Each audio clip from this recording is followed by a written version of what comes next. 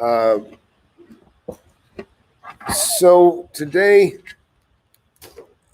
I thought we would, it's kind of like getting ready for school, get our school supplies together. You guys are going to get uh, the file cabinet. That's what I called it. And this will grow and increase in time. You guys have been on the website and you see it developing, your founding members.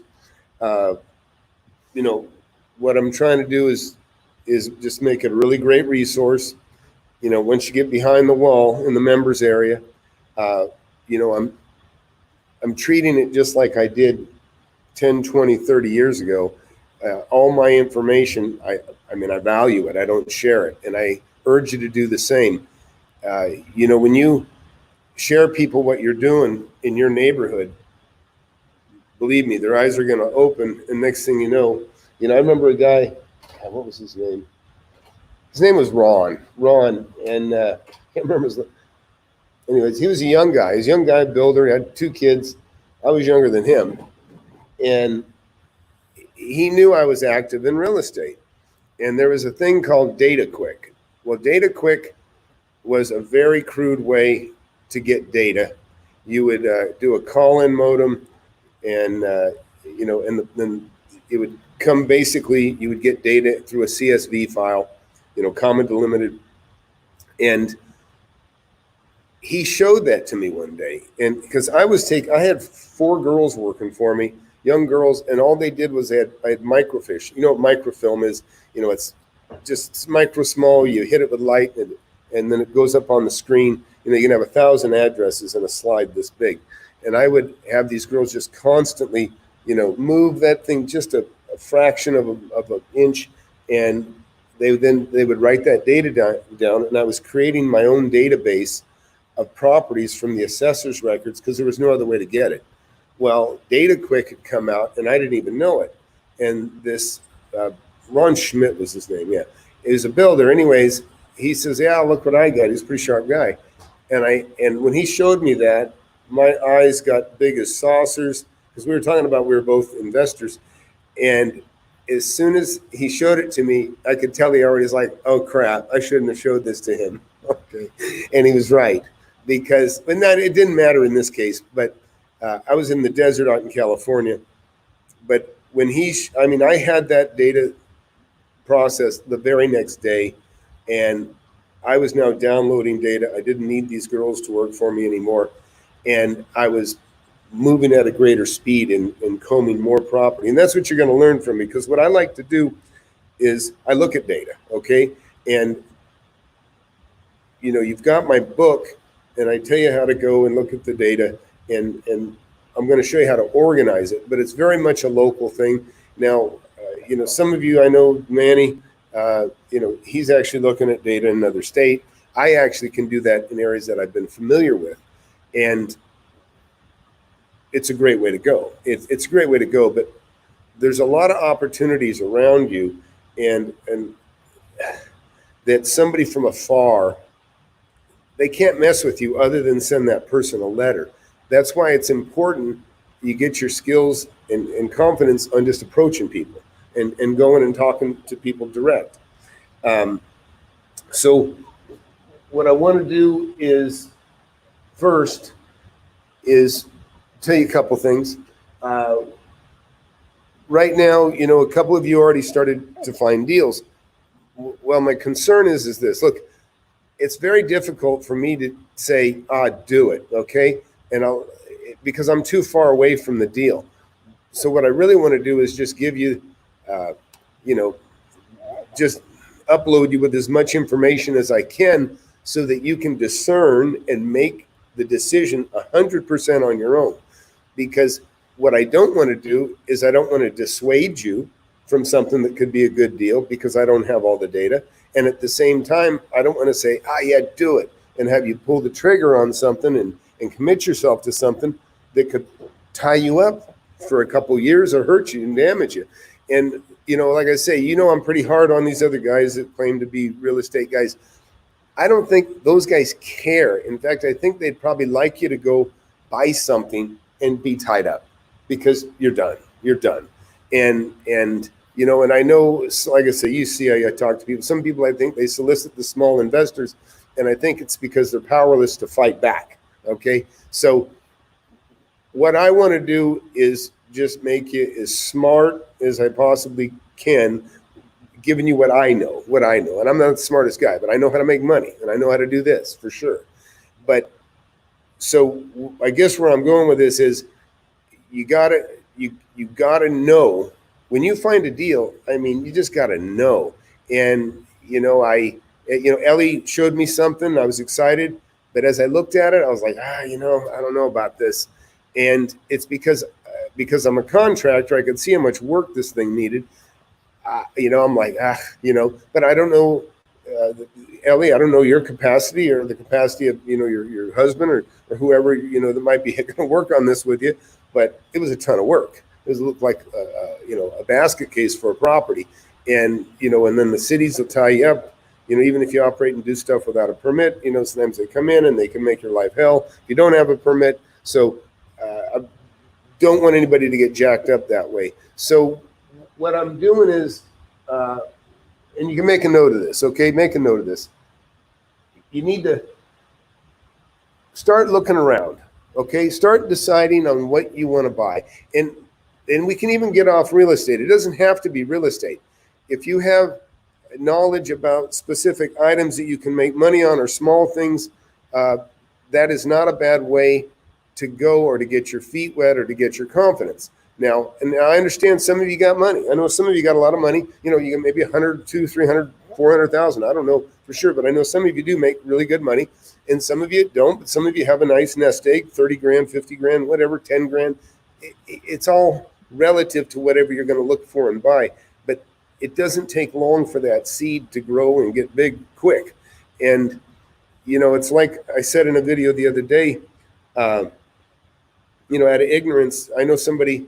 I know the guy. I didn't know him personally, but he was lucky. He was in the cafe. He overheard the farmers talking. He went out to it to buy to this auction where this old man had died, and he was the only one there. So it was him and an uninformed realtor and two people from Oklahoma that were uninformed, where property's $100 an acre, and he ended up buying that land, that whole farm, for $160,000, $1,000 an acre, which was a lot of money in Oklahoma.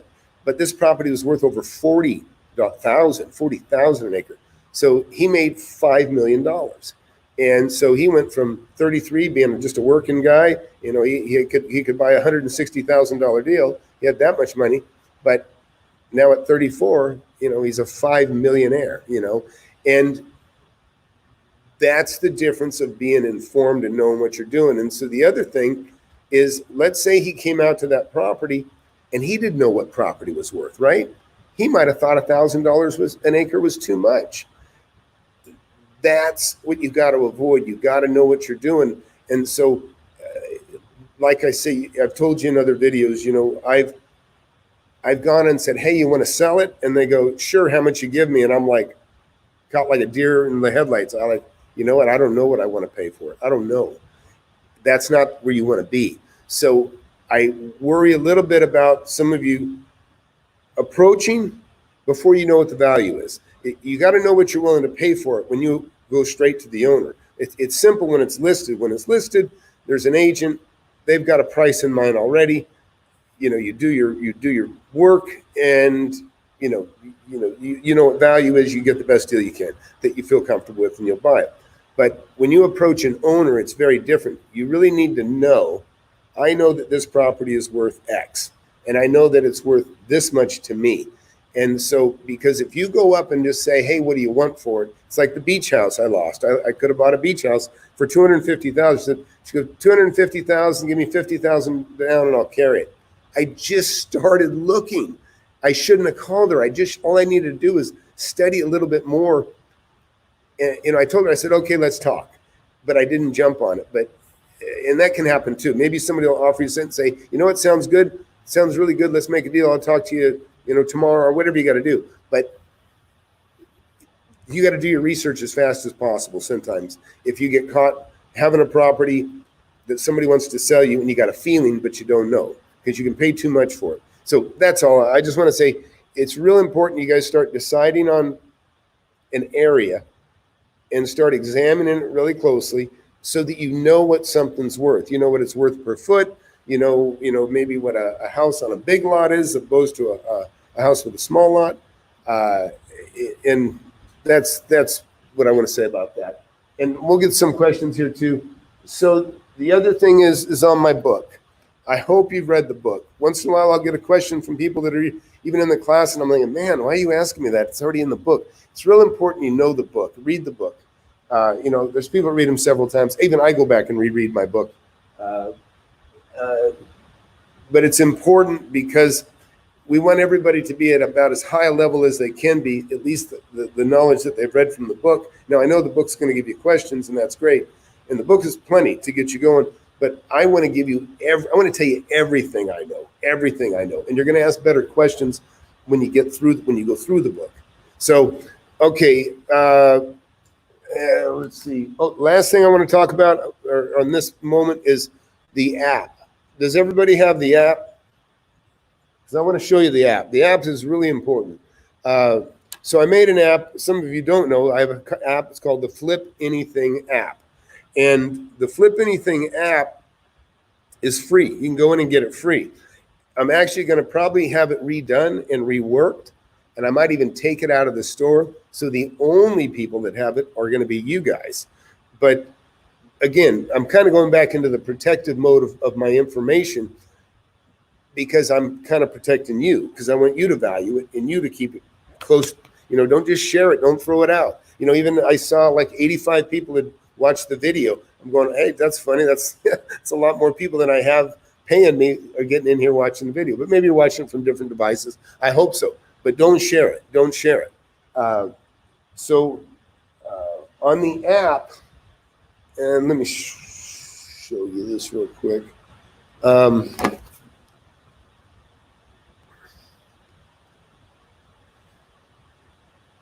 Okay. Oh, is it too? Okay. Okay. So I want to show you this real briefly because a lot of you, even if you have the app, you may not realize some of the great things that are in it. And no,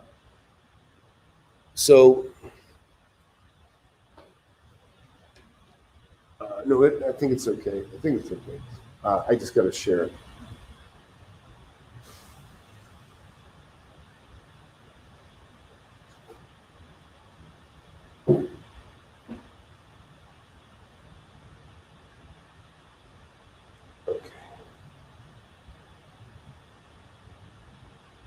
Good.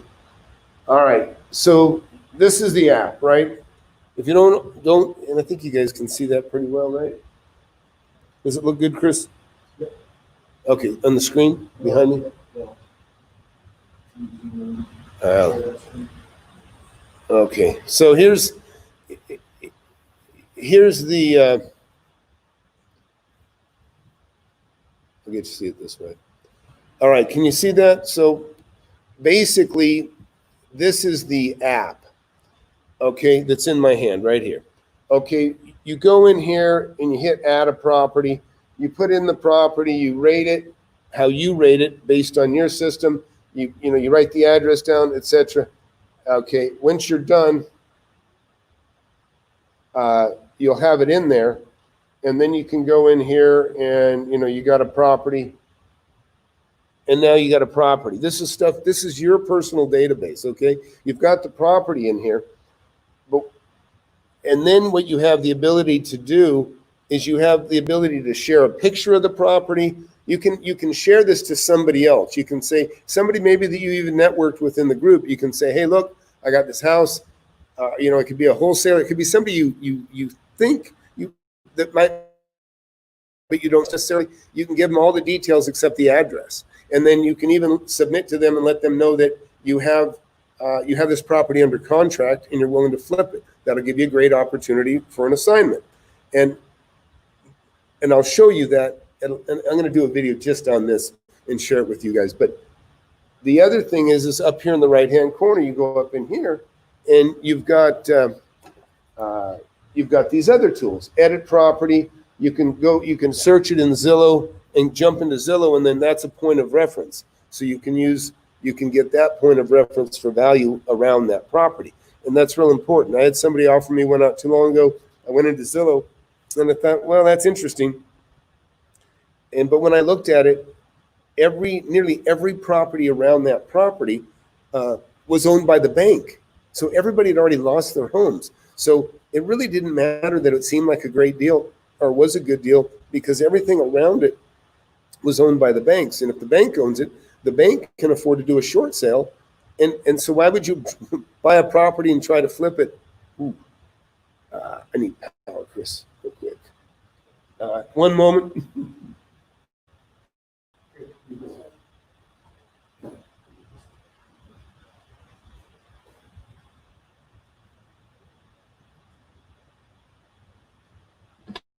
Okay.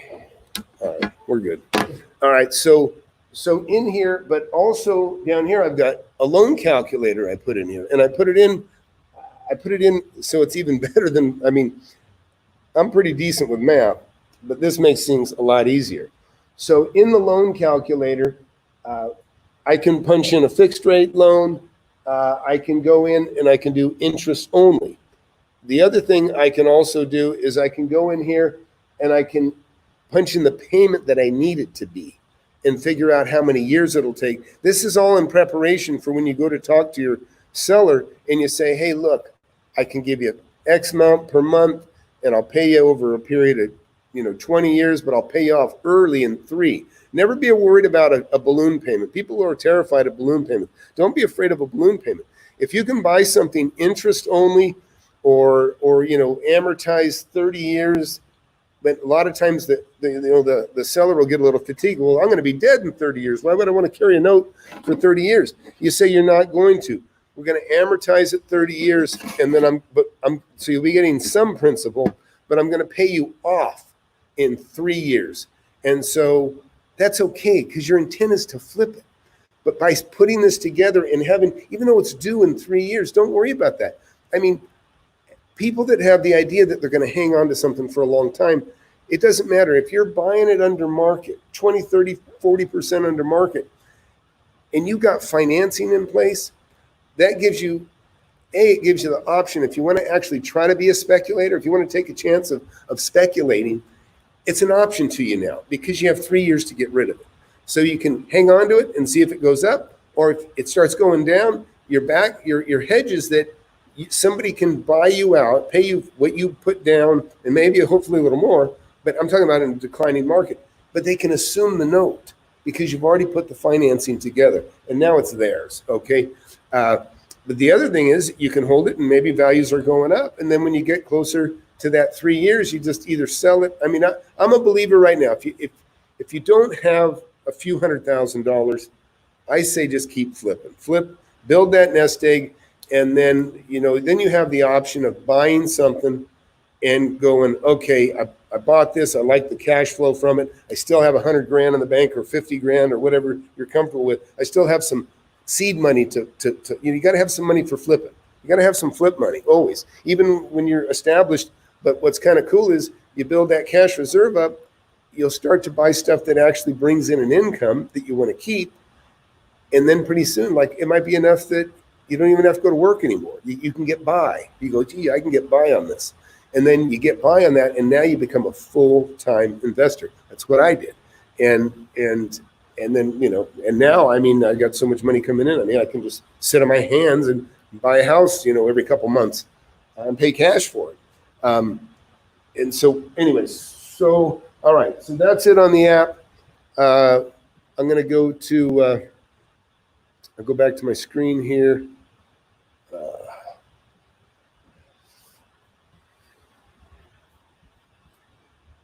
right. Okay, here we go. All right. And you got some questions, Chris? Also, I got to introduce you guys to Chris.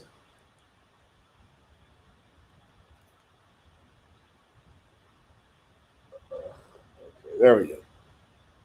I can read this fine here already, probably. But All right. So, all right. Yeah. You know, let's, is Liam in here? No, not yet. All right. Sure. Yeah. You know what? I'm going to get on to some of these questions that are written first because, and you can, I'm looking for feedback too, by the way. So, and I've got, why don't you come over here? I'll put Chris on the video here. I'll just put you in your seat. You want to do it in your seat? All right. So Chris, you're muted.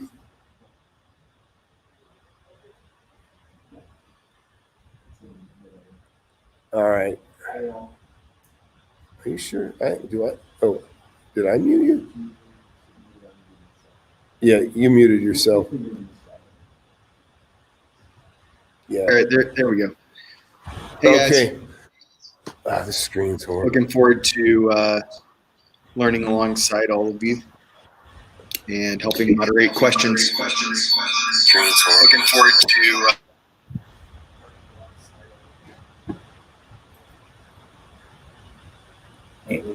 All right, so Chris here, this is interesting. Chris actually recognized me in a Home Depot from the show. And he, you know, we get to talking and he's local to me. And he signed up for the class a couple days ago.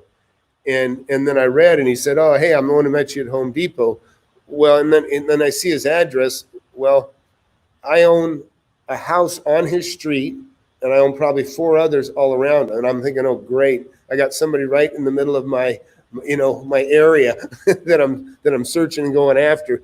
But yeah. But so I got competition that I'm teaching, just what I didn't want. But that's okay. But Chris is good, and I decided after visiting with him long enough, and man, he's going to be a great help here. But he's going to help me kind of moderate some things. And one of the things, before I get on some questions here, I want you guys to understand that sometimes one question can take 5-10 minutes to answer. And I try to get to the most, what I think are probably the most relative questions or important ones, but I've got a way to handle that. And I want you to understand what I plan on doing because I want everybody to get their questions answered. And so a lot of times, sometimes you're just sitting on your hands, you'll hear people ask questions that are questions you didn't think of, that are important.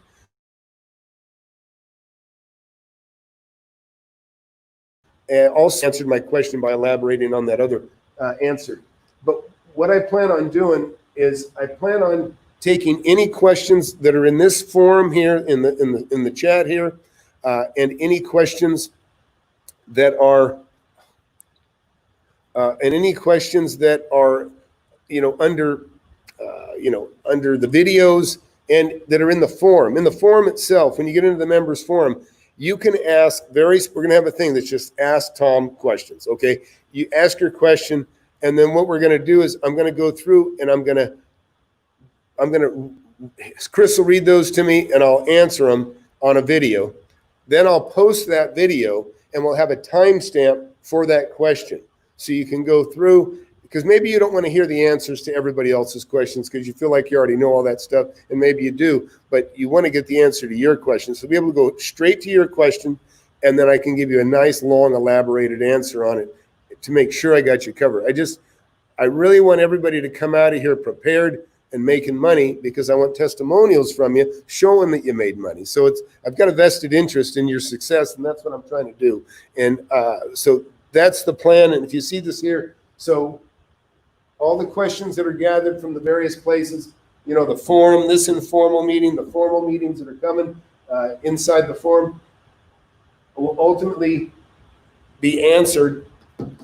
And then there'll be timeline underneath the video. So you'll be able to go in and, you know, just like here, you know, you can jump ahead, but you'll know right where it is. And I plan on doing that also in time where if you want to talk about foreclosures, you can go to different videos. I've made hundreds of videos now.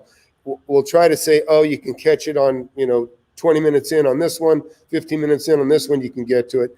And that's what we'll do. All right. So I think this is a good time to take questions. Yeah. And go ahead. Give me So one person asked, because of COVID, do you subtract 20% off market value, then multiply that by 65%, or is it 65% then subtract 20%? Okay, so the question is about COVID. Do you take 20% off because of COVID and then take additional off that?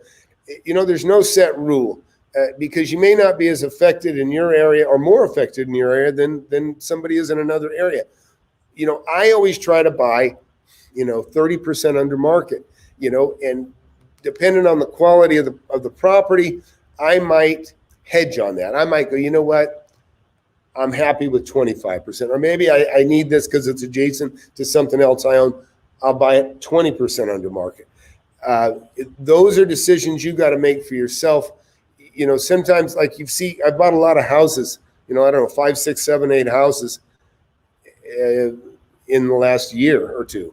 And really, I've been really wanting commercial property, but I haven't been able to hit my numbers that I want.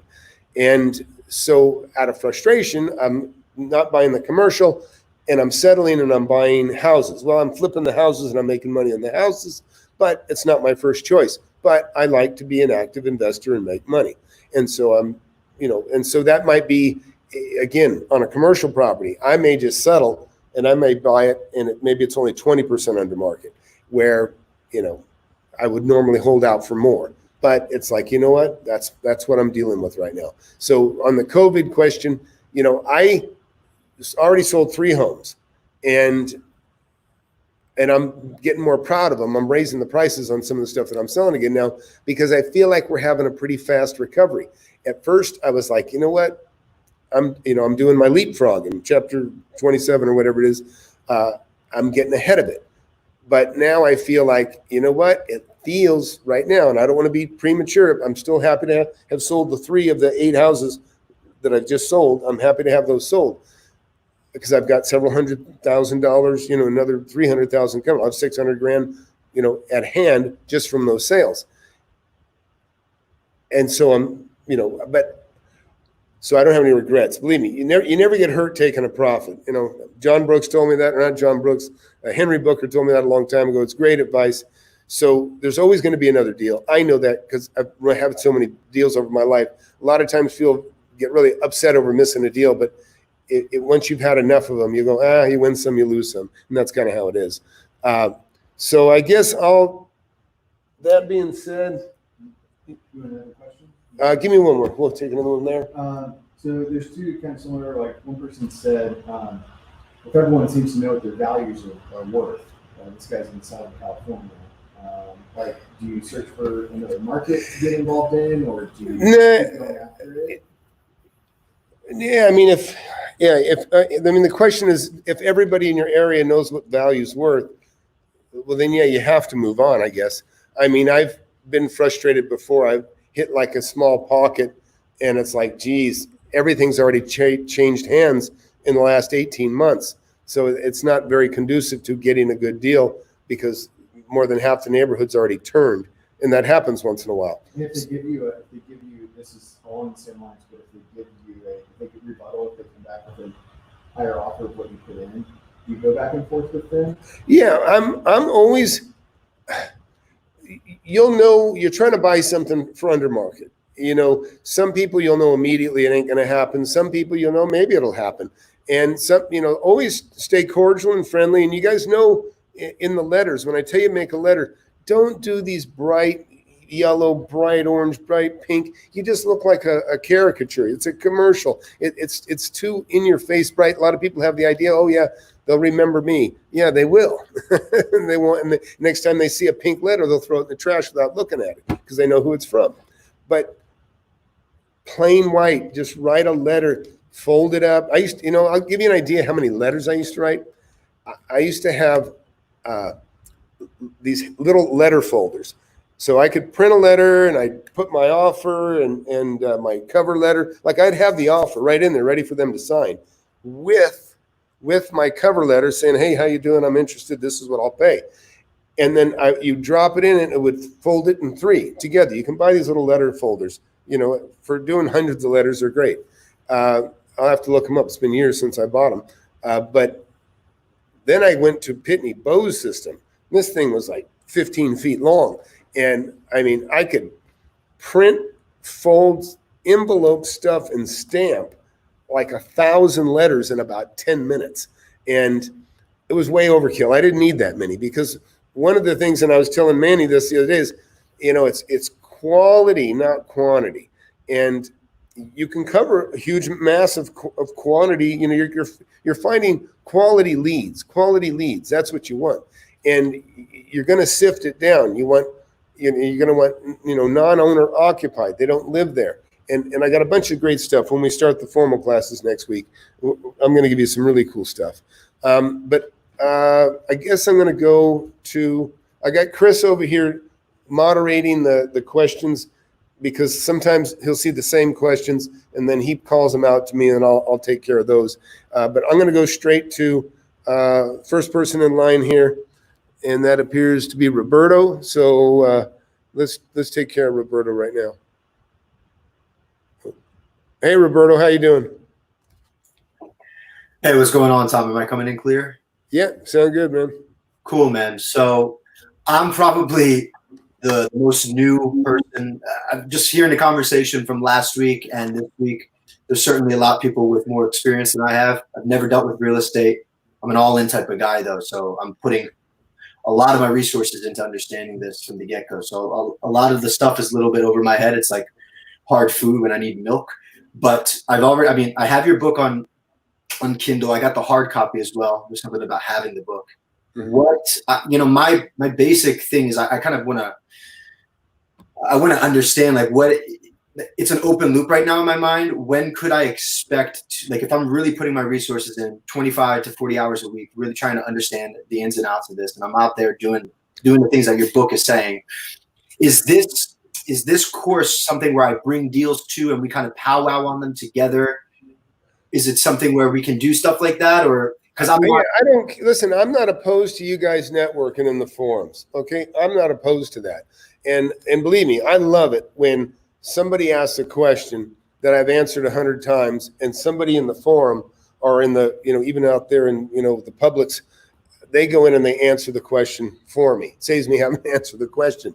And It's okay that you're new. That's cool. And I think people should be supportive and great. And you'll get people that, at a higher level will get support from people that are also at a higher level. But the bottom line is understand this. Most people don't do what's in my book. Most people don't do it. Or when they do it wrong. They just do. And so you don't have to, send out hundreds of letters. You can do as little as 3 or 5, and you may make a deal. It's that simple. And, one of the things, and I'll get more into it when we get into the formal stuff, but because here's the deal. I like getting all these questions now in the informal, because it gives me a consensus on, at what level you guys are, what experience level you are, what the weak points are with everybody that I need to fill in. And then the other thing is then I know what's very important to me to impart to you, but the questions, again, bring me back sometimes 30 years to something I did 30 years ago or 40 years ago. There's all kinds of stuff that comes up from the questions that is like, oh yeah, I dodged a bullet. This is how, you know what I mean? There's things like that come up. So the best thing you can do is just read and reread the stuff that most excites you. It has your thoughts, and then make questions like, say, hey, I don't understand. What am I supposed to do? And just know that there's no real hard or fast rules, other than you don't want to pay too much. You want to get it under market. But the main thing is everybody's got to get to that point of going, what I can't do for you is the work that you got to do right in your neighborhood. You got to understand value. You got to know what you're looking at and go, God, that's a good deal. And you know what things are renting for that size house, or what lots are going for that size lot. And then there's things at some point, you got to look and like, wait, is there a floodplain here? Keep your ears up. You might find out there's a flood zone or a floodplain. And, it's okay to be in a 100-year floodplain, but in a 20-year floodplain, not so good. You know what I mean? So but that's minor. Like I say, I was telling everybody, because I kind of think the easy stuff is, if you find lots that are, vacant lots that are among houses, they're already proven, they have utilities. They could, there's subdivisions like that where there's a vacant lot there for 50 years and people just drive by it. They don't even think nothing of it. And you go in and you go, geez, that's amazing. The owner next door doesn't own it. You think a lot of times the owner next door does own it, but sometimes they don't. And so you take the time to get a hold of that person that owns that lot, but know what it's worth. And you can kind of figure that out by what houses are selling for. But you got to make those decisions and figure that out. But that can be super easy money, and it doesn't require but one letter, and it's just because you saw it locally. And, the guy that's trying to cover that whole area from 100 miles away or 500 miles away, he doesn't have the advantage that you have of being able to see the neighborhood. And that's why a lot of wholesalers, believe me, I get so many letters and I get so many bad offers, even from the ones that I have agents, they have such low offers, and it's because they're making the offer from a distance. And so they're having to spend a lot of money to throw a lot of crap on the wall, and I just ignore it. And, maybe they get lucky. Maybe, I'm a numbers guy, and I'll tell you one of the things I equate what we do to make money to is, have you ever done a ring toss at a carnival? Yeah. You get the rings, right? Almost impossible. You throw it, it's perfect. But the ring is just about the same size as the square bottle it's going over. And so you get it and it lands in it, just a little bit cocked. It doesn't go down, but eventually you hit one and it goes and it makes it. And it's all numbers. And so the guys that are doing these, thousands of letters, scattershot, they're just throwing a ton of rings. They know that 99% of them aren't going to hit.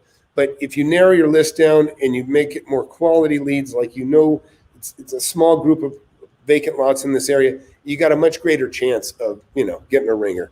But anyways, so you're doing the right thing. Just keep studying, read the book, get in the forums, watch the videos, look up subjects within the videos that you feel like you're weak on or that have your interest, whether it's land or houses, and that'd be the best thing you can do.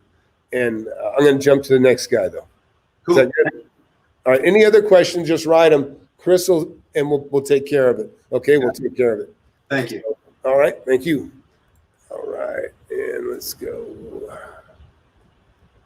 Oh, there we go.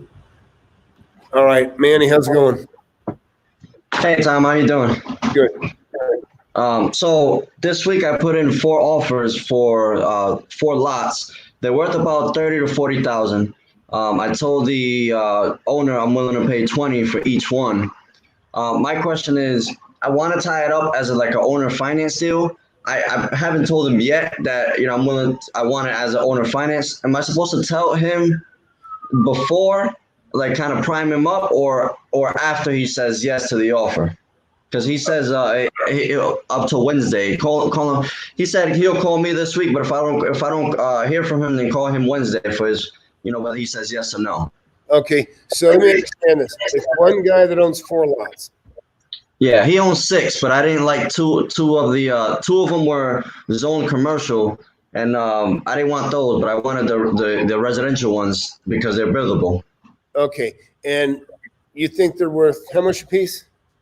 They're worth 30 to 40,000. I confirmed it with a realtor that I know in town pretty well. He told me they're worth 30 to 40,000, so I offered 20 for each. And he said yes to the 20? He said I'll get back to you this week. Okay. Call me by Wednesday if not. All right. So you got to decide whether or not you have the money to pay cash, number one, because it could still be a great deal if you pay cash for them. If you want them financed, that's fine. And so it kind of goes back to what I was saying earlier about don't be afraid, if he says, man, I'm wanting cash. And because maybe he's wanting cash, but maybe because it's for something he's going to need the cash for 6 months down the road or 4 years down the road. So if you get the impression that he wants the cash sooner than later, just say, look, man, I'll give you 20 grand, but I'll give you $5,000 now on each of them, and I'll give you the rest in 18 months. And then now you got 18 months to flip. I've done seriously, I probably did 40 deals like that in 1 year. And I would just go in, and first of all, I told you guys the story. I ended up kind of monopolizing the whole area. Is I bought, not every lot was buildable. There was like some tough terrain, but I found every flat or what I considered a buildable lot, and I came in and I bought everything that I could under 15,000. First of all, and then I got those. Then I went in and I tried to get people that had like premium lots. These had lake views, all kinds of great stuff, and I basically bought everything I could and beat everybody down I could to buying stuff for 10 and 15,000. Then I had people that were really proud. They wanted 25,000 for their lots. Well, now I'd accumulated over 40, 50 lots. And what I did is I took about half of them and I put them on the market for 40,000. Okay. And I knew I wasn't going to sell them, but I put them on the market for 40,000. That made everybody that had their lots that were holding out for 25, but weren't on the market. But they put their stuff on they just put things up for sale for 30, 40, and then they started selling off all their stuff. Well, once all theirs was gone, I was the only game in town, and now all my $8,000 and $10,000 lots really were worth 25,000, 30,000 because that's all I had. Everything that was left. So I put them up for 30,000, and I had, I bought some of these. I put $2,000 down with a balloon in 3 years, $5,000 down, fully amortized 10 years. Every combination you can think of. I had smallest down payment I could get away with. Once in a while, I paid cash for some of them. But now when I sell them, I would usually get enough money down that I could pay off the first trustee, whatever I owed, or I got my money back. And then I carried a note, for $10,000 to $20,000, and I'd carry it over a period of 10 years. Now, back then I was carrying them for 10%. So I had a bunch of notes that were from $100 to $300 a month. I probably had $10,000 a month coming in, and this is a long time ago. And a lot of people, when they buy a lot, their plan is someday, especially if it's near a lake, someday we're going to live out here. Someday we're going to retire out here. So it's a long-term investment for some of them. For some of them, they're builders, and they're going to go to the bank. They're going to get their construction loan, and as a requirement for the construction loan is they have to pay you off. So you'll get paid off sooner because they have to pay it off because the bank won't subordinate to a first trustee. They want to hold the first. So the bank pays off the lot, and then you get all your money. So vacant lots are really a great way to go. Big land is a problem unless you have deep pockets. I bought properties I've held for 20 years, and it cost $30,000 a year just in taxes. And so not everybody can play that game, but eventually you can. But so I say just flip until you have enough cash, you're happy. But I think that answered your question, right? Yeah. It made it easier to come up with the structure of the owner financing here. Yeah. Just like I say, just talk to him, and that's the main thing. It's just if he needs the cash sooner, just say, look, I'll pay off in 2 years. Is that soon enough? And then hopefully that'll take care of it. But all right, man. Thanks, Manny. I'm going to go to the next question. Thanks. All right, Cyrus. Hey, how's it going, Tom? Good, man. I got to push through people because there's quite a few, but I can circle back too if I get through everybody here, and we're just trying to keep it balanced. Yeah, so I'm trying to go in full circle here on what you were talking about for sending out letters, because I don't want to spend every waking hour sending out letters that are a waste of time. No, yeah. Trying to find. I know in Dallas County, if I go to the tax assessor's website, it's filled with information. It'll tell you the last 10 years of owners, the details about the house. But Dallas is much more expensive. I sent you that message about $200,000 versus $300,000 neighborhoods. Right. And the $200,000 neighborhoods are mostly like in Tarrant County. And a coworker of mine bought a house there, and I was looking up the tax records on the house he was buying. It tells you almost nothing. And so I'm struggling to find out how can I effectively do my bird dogging online Okay. to find out, like, It's a good question. So I'm going to tell you right now, and I just had a meeting with this company the other day, and there's other ones too. There is data available to you to go through that stuff. Sometimes there's local companies that have data. Sometimes there's bigger companies that cover the whole U.S. So I was talking to one yesterday that covers the whole U.S. I hadn't even got on. I looked at it. It looks pretty damn good to me. It's $97 a month. Now I can tell you, I'm going to order it. I'm going to get it. And if you need some help, I'll run some stuff for you. I don't want anybody spending money that doesn't want to be burdened with that $97 a month or whatever. But so I'm happy to help out how I can. I mean, I can't do it for everybody, obviously, but I'll help everybody I can, no problem. But that's what I'm talking about. That's what I used to do. So when you look at property that's available, you should be able to see, when did this property sell? Yeah. If it sold yesterday, unless they really got a deal, sometimes you might see that it's in a weird estate. It means it was in trustee, somebody died. That could be a good lead, okay? Then you'll see stuff that somebody bought 40 years ago, 20 years ago. That's fine. 20 years ago, things were a lot cheaper. Even sometimes even 5 years ago is okay because properties doubled in the last 2. You know what I mean? So you got to keep that in perspective. What has the market done recently? And because, like in general, let's just say, I don't know. Let's just go back, say, 6 years ago. Well, 6 years ago, things have doubled in a lot of the areas that I have. They've doubled in the last 6 years. But go back 6 years ago where, something's worth 200, and 10 years before that, I paid 110. Went up about 8%, 5 to 8% a year. Kind of slow growth time, right? Didn't go real well over the Obama period for me. It was slow. And so when I'm looking 5 years ago, I can't go back 2 or 3 years. There's not enough meat on the bone.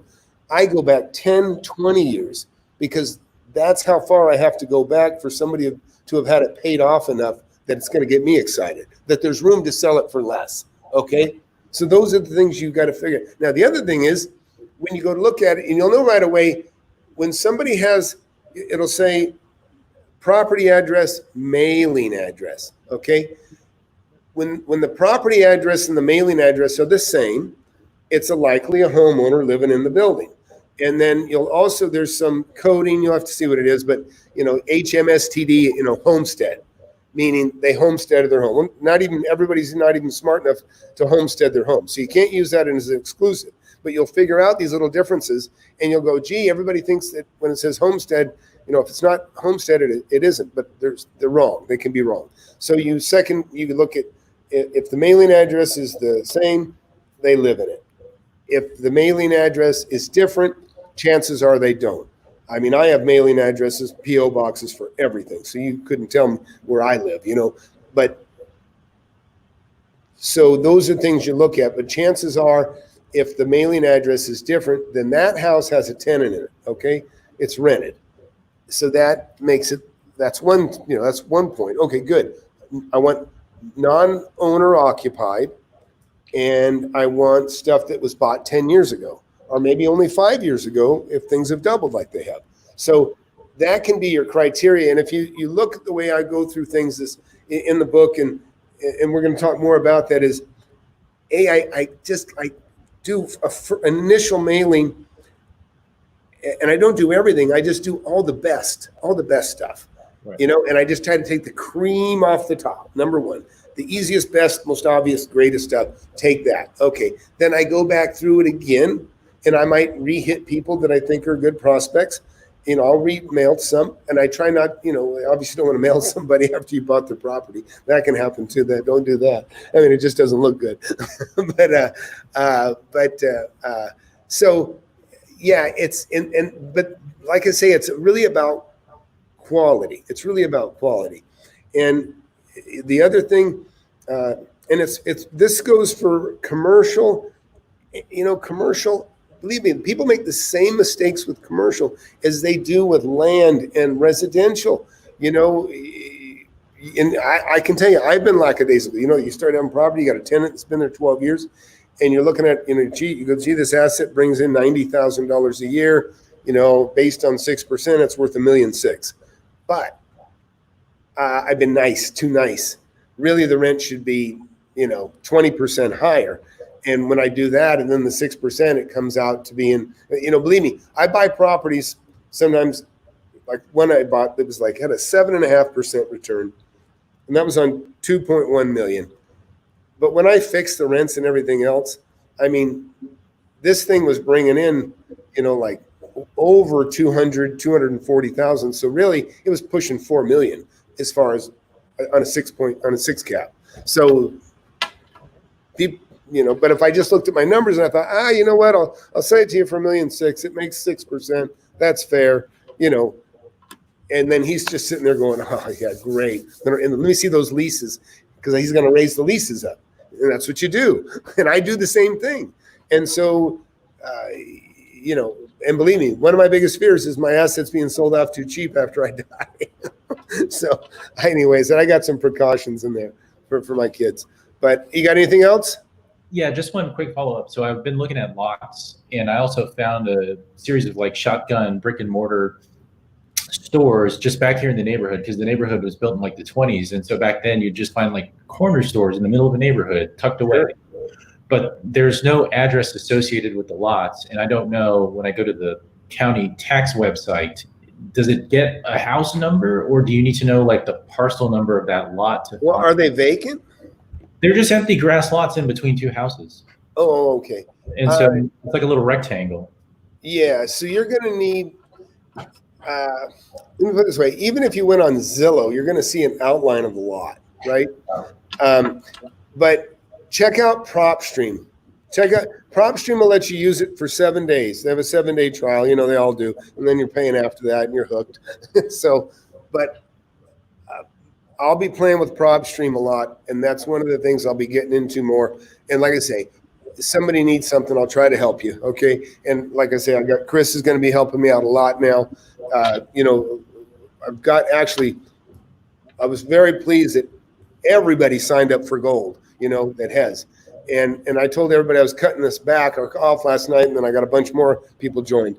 And so that's okay. I'm going to make sure everybody, I'm just going to make sure I want everybody to win. And so, but this is good. Your questions are good. And anybody that's watching, then take it in and take notes. And even a lot of times it's good, even just to take, if you feel like you got something but you didn't, just jot down the time code of where this video is so you can go back and rewatch. I mean, I do that stuff all the time, in things that I'm trying to learn. I'm a big jujitsu guy, and I go back and I watch moves. I mean, I lay in bed and I watch them on my phone over, and I close my eyes and I imagine, and then I on the mat. Sometimes it doesn't work out. Sometimes it does, But so I'm a big fan of rereading and just study. So, all right, man. Well, thanks. And be sure to go to the forum. Like I say, guys, that forum is a great place to network, because those of you that want to talk to each other about deals, do it in the forum. And, I don't care if you trade numbers. It doesn't matter to me. You guys talk to each other. But my deal is, I don't think it serves you to talk to somebody that's in real estate that's near you, that you're telling them what you're doing. It'll undermine you. It will undermine you. Just be very protective, because it'll undermine you, So, all right, man. Thank you. All right. Who else we got? Howdy. I don't see a name. Sorry. Oh, Abel? Abel, yeah. How you doing? Good. Yeah. I just signed up last night. So. Oh, man. It's funny. Thanks. I was trying to tell everybody, look, I'm going to end it just because I was thinking, I got enough. But yeah, I appreciate it. I'm glad you're here. Have you read the book? I hope you read the book. I just got the Kindle and I ordered the book too. So I got both formats. Yes. Good. Well, I can tell you, if you haven't read the book, it's important that you read the book. Yes. Because everybody will know that you didn't when you ask certain questions. So anyways, yeah. But that's okay, man. I'm glad to have you. So give me a question. What's So I see a lot of videos on YouTube about HELOC and velocity, paying the mortgage a lot sooner using velocity banking. I'm not, too familiar with the, how it works. I don't know if you heard about it, but there's I know what a HELOC is. I don't use them because I don't borrow money against my home. But right. I do like the concept of a line of credit is good. I use lines of credit. I do. Line of credit. And if you go back and watch the informal meeting that you didn't see last week, go back and watch that, because we get into that a little bit with Ron, who was in here. And he's got, he had 4 properties and he's going to borrow money against us. Yeah, we'll do it on a line of credit, because that way you get a checkbook and you're not paying. You don't have to borrow and take the cash out. You just have to have the cash available to you. And that's what you want. Get a line of credit, have the cash available to you, and then use it wisely. But that's the main thing but just read your book, man. Get that book read by the 27th twice if you can, because it'll make everything come quicker. It's important you know what I'm talking about when I'm in here. It'll just make everything quicker for you. And but I mean, certainly get your credit score, get your credit together, and be prepared. You got to have access to some money. Makes things easier, even if it's just a deposit and you're going to assign to somebody else. But man, I'm glad you slipped in. Yeah, thanks. I appreciate it. I look forward to next, the 27th, right? Right. Yeah. Be sure to get in the forum. Ask some questions there too, and I'll address them. Okay. Okay. Thank you. Thanks, Dave. Yep. All right. Oh, I think we went through anybody else? I did have some questions come through. Shane? I guess maybe he's not there. No, I'm here. Oh, you are there. Oh, God. Okay, yeah. All right. Hey, Gabe, I'll get back to you. And Ely, okay, because I didn't see it. Mostly I see a ghosted face, and so I know somebody's there. I was like, oh, you left. So, okay. No, well, Shane, you've been here. What's happening? So last weekend I went around, I got your app, started using it, went around to a nearby neighborhood. The neighborhood looks to be established in the mid 80s. There are homes there in the 90s and 2000s. There are also bigger lots, 2 to 5 acres. Ooh, nice. And the homes typically range from around 250 in the front part of the area to, up to 450-ish in the back. I came across 5 empty lots. I also saw 2 new builds and 3 renovations, like with dumpsters outside that they were doing renos. And 2 of the 5 empty lots were listed under living trust, which looked like they were next door. 2 were owned by someone else, and 1 was out of state. So my question kind of tags along with what Cyrus was asking: is how do you go about assessing if the lots are worth going for to flip? Well, you've got a perfect situation. In fact, that's one of the places I'm looking at. Not your neighborhood, obviously, but because here's the deal. I love land. I like bigger property. A lot of times you can take a 5 acre and split it, take a 2.5 and split it too. Just depends what the CC&Rs are in that subdivision. But here's something you made me think about this that's really important. And everybody should really listen to this. When you go to the right people, and it's in the book, right people that don't live in town first, okay?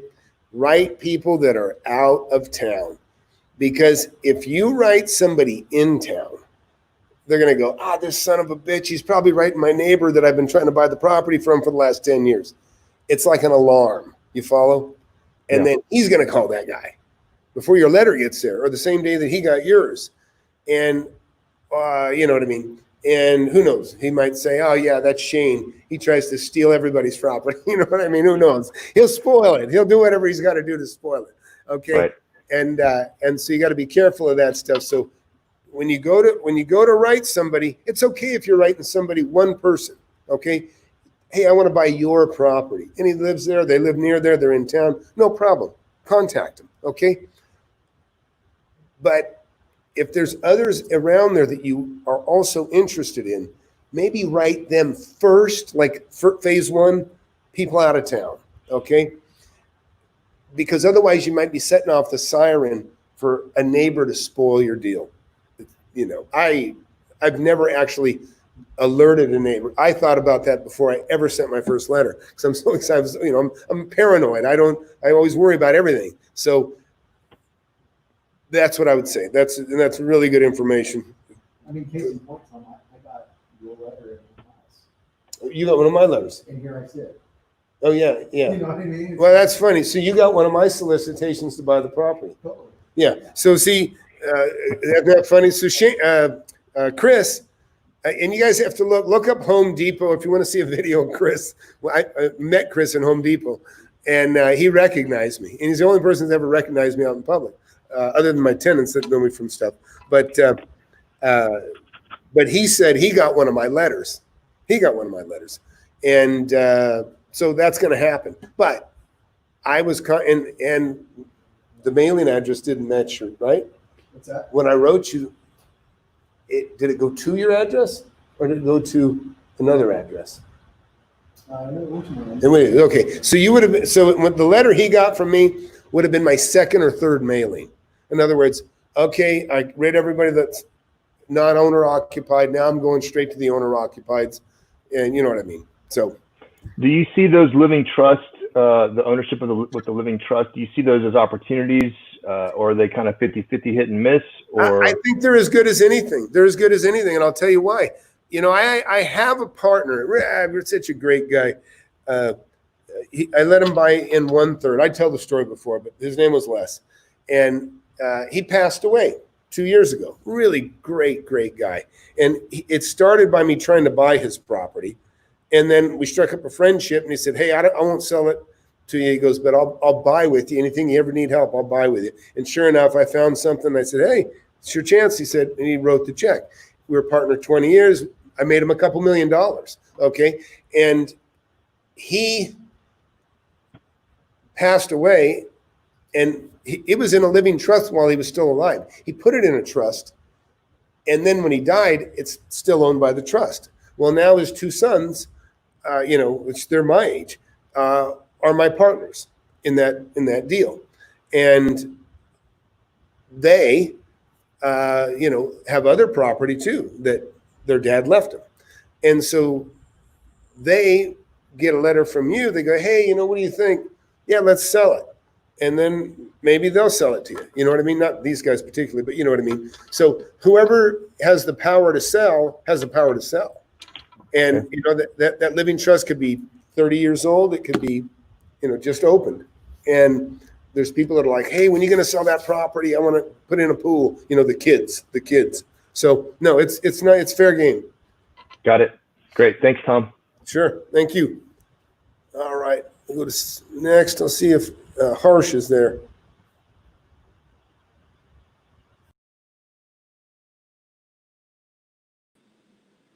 Hey, Tom. Thank you so much for doing the mentorship. Really appreciate it. Reading your book. And I had a pretty macro question. With the COVID going on, there are several people who've entered forbearance, and they could be expected foreclosures maybe 6 months to a year from now. So what would you suggest? What strategy would you suggest to take advantage of that?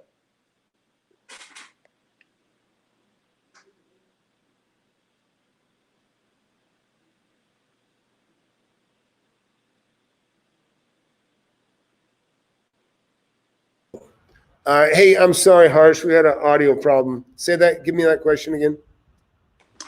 Yeah, thanks, Tom. Really enjoying the mentorship so far. With the COVID going on, there are a lot of people have entered into forbearance. Roughly, I've heard stats like 30% of mortgages are in forbearance. So how would you recommend, what strategy would you recommend to maybe take advantage of that? Well, I mean, look, anybody that's in financial trouble, is a potentially somebody that can sell it. Again, I would still look at where they're at. When did they buy? How much equity do they have? You know what I mean? They may not be a good lead at all because the problems they're having. You know what I mean?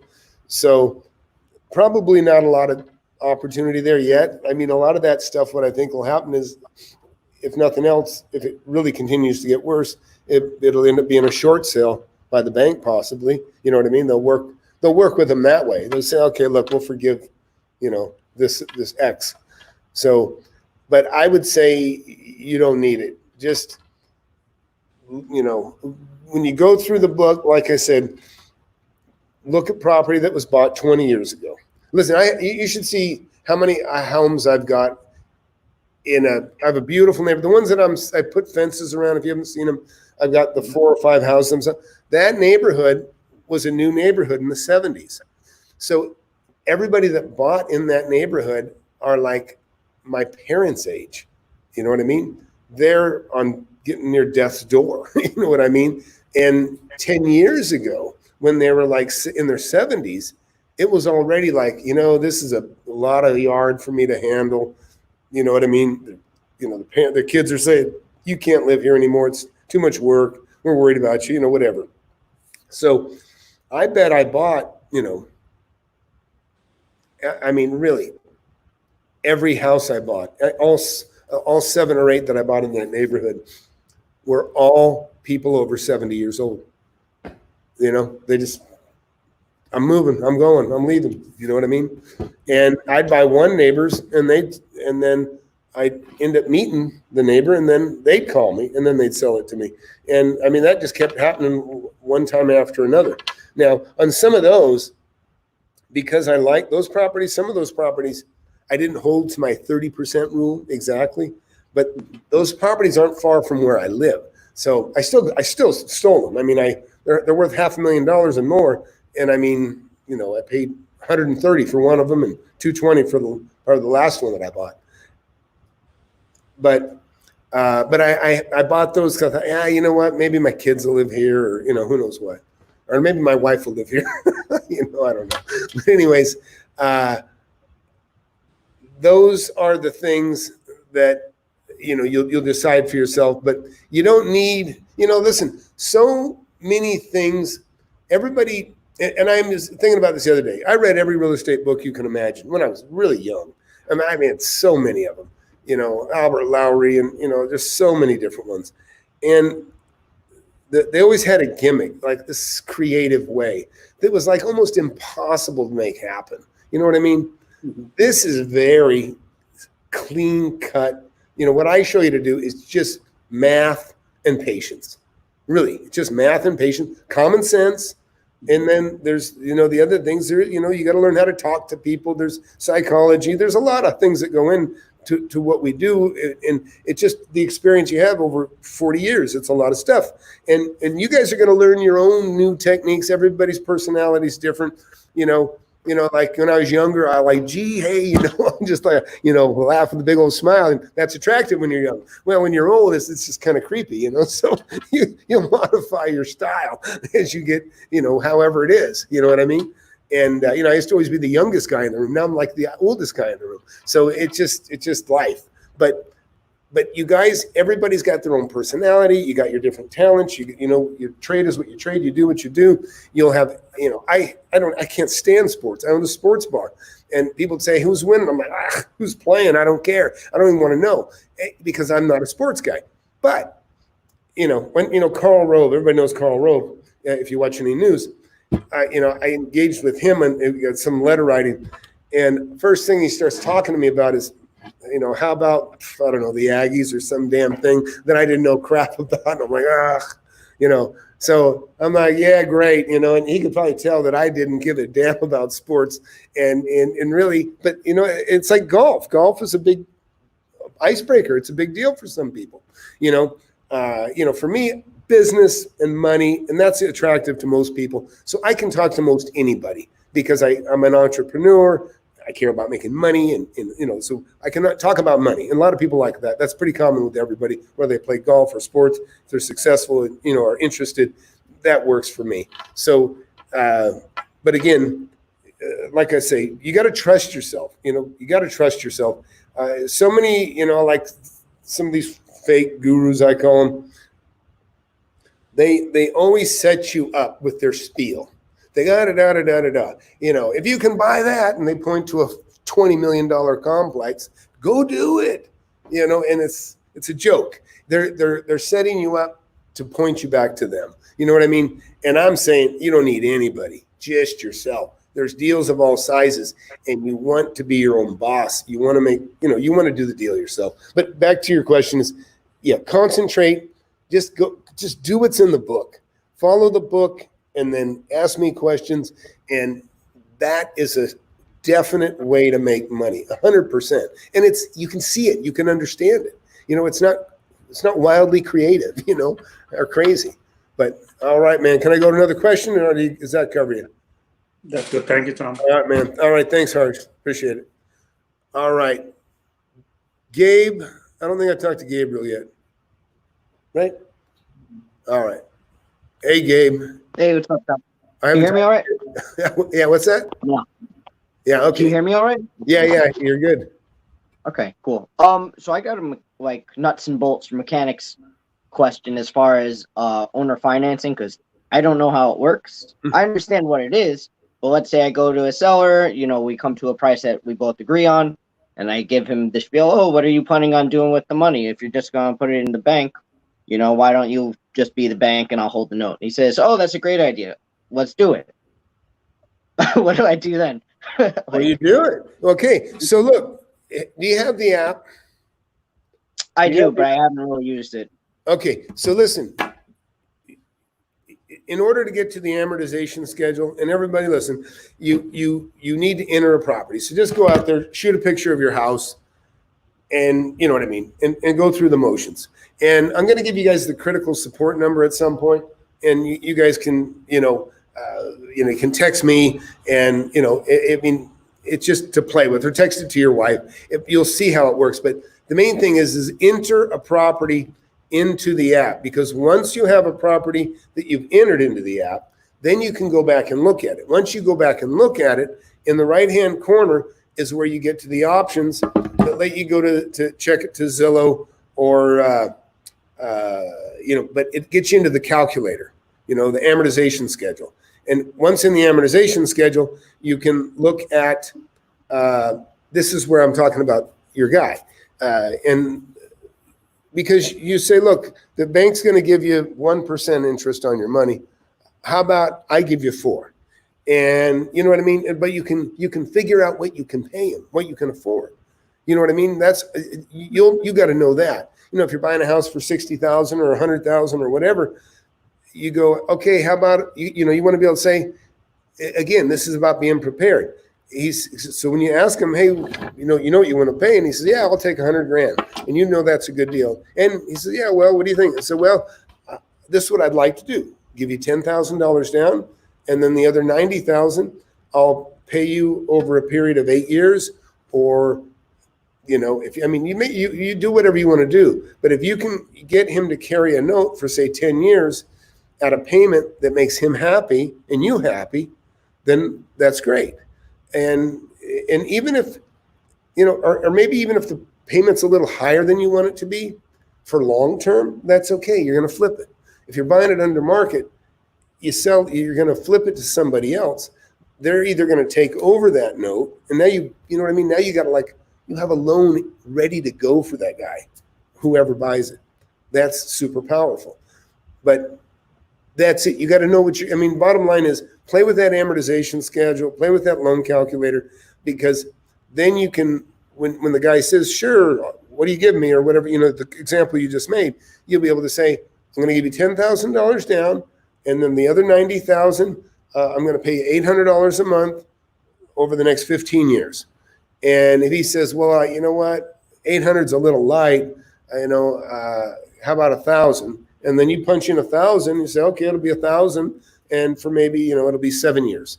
And he says, yeah, okay, that's a deal. Then take it, get it signed, and, go to close it. You can still work to flip it, but ideally, if you have 10 grand, you might want to just close it, because the advantage of that is that now you can resell it. Somebody can assume that note, but because you own it now, you're not under the gun to flip it before closing. You know what I mean? You can hold out for a little more money. You can get a little more money for it. So you just put it in the contract, whatever the agreements are, like you just write it all up into that. You write the terms, man. No, you write the terms. I mean, it's that simple. You just,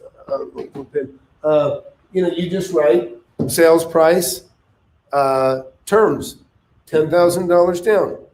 Balance, owner carries at 4% interest. Payment, write down the payment. You'll have the payment. It's in the calculator. Here's the payment. And then, that's it. And those PDF forms are going to be up on the members page. Yeah, I'm going to work on some of that. Yeah. And so, like Chris mentioned, you guys, and I was going to talk about, make sure your mailing address that you put down when you guys signed up for the course, make sure that's correct. Look at what, when you bought the course, if your mailing address or your billing address, you know what I mean? Make sure that I have your mailing address when you signed up, because everybody's going to get one of these mailed out Monday to them. And basically, it's an organizer for doing, the kind of stuff we're talking about right now. And it has some of those forms in there too, and I have sample purchase contract in here. And I'm going to, in the members area, I will be having a little bit of a library in there so you can just download a PDF of a simple sales contract. And believe me, I keep it simple. You don't want a contract that you're lost in going through 15 pages. Let the real estate agents play with that crap. That's something you don't need. I like my contract to be one page, and it's less intimidating for somebody to look at and make a deal and sign. You want to be just absolutely, want to be very, you just want them to feel like, oh, I understand, and believe me, I write them out by hand. It's not that big a deal. Price, terms, when we close, done.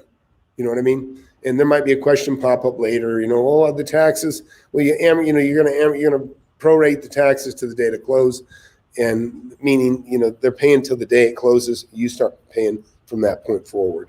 So, but yeah, just, man, reread and read the book. And these are coming out. And like I said, I should have said this earlier. Make sure that when you signed up that I have your mailing address, because that's where I'm going to send this. If I see a post office box, I'll probably call you, or have somebody call you, and they'll confirm where we can mail it. But so, if you got to change it to a different address than what I sent it to, just email me. But do I have you covered, Gabe? Are you good? Yeah, that's it. Okay. I got it. Say, you can always add questions in the forum, and I'll come back. Okay. And people might even have the same question. So we're good. Thank you, Tom. All right. Thank you. Chris. Okay. I have a few questions from the phone if you don't have any questions there. Okay, we're gonna go to the forum. We'll take some questions out of the forum right now. Okay. So one person asks, hey, I live in Phoenix and there's 7 or 8 wholesaling dealers here. So most people, even myself, get calls, texts, letters, and letters all the time. Sure. Should I look at other markets? No. Listen, these wholesalers, most of them don't know what they're. Yeah. So Chris pulled a question out, out of the chat here, and the question was, somebody's in Phoenix, Arizona, and he says there's a bunch of wholesaling outfits, and these people he's getting bombarded, right? Yeah. That's fine, because most of these guys, every time I put a property up for sale, my agents are starting to get bombarded by these guys, but they're not quality offers. They just do low offers. Try to go straight to the owner. Use the book and just go straight to the owner. And because believe me, those letters come so often, the bright orange, blue, and pink postcards, they just get chucked like they're trash. But you write a letter and it's to the person's name. And if you handwrite, I suggest you handwrite the address when you can, because it's like, oh, wait a minute, this is a personal letter. It's going to get read. It's going to get read. It's going to get open. And then inside it can be, it can be printed. It can be like it was typed. And, so a quick thing on that. I like to keep the letters as personalized looking as I can. It's not practical to handwrite letters. If you're doing just one and it's important, 1 or 2 or 3. I've done handwritten letters, and it's paid off very well, but I don't do hundreds of them. But a lot of times I sign them, or I had girls that work for me that are stuffing envelopes. I say, look, sign it and make it look like this. Try to make have them forge my name on the letter. That's just how I did it. Make sure when I sign, I'd sign it in blue ink so it'd be different than the black type. And I used to be so preoccupied with how the letter looked. I'll give you an example.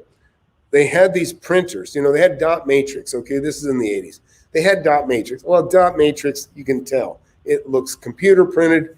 Even the feeds used to have holes that would pull them through a track, and then you rip off, and then your 8x11 looks funny because it's fuzzy on the edges. I hated all that stuff.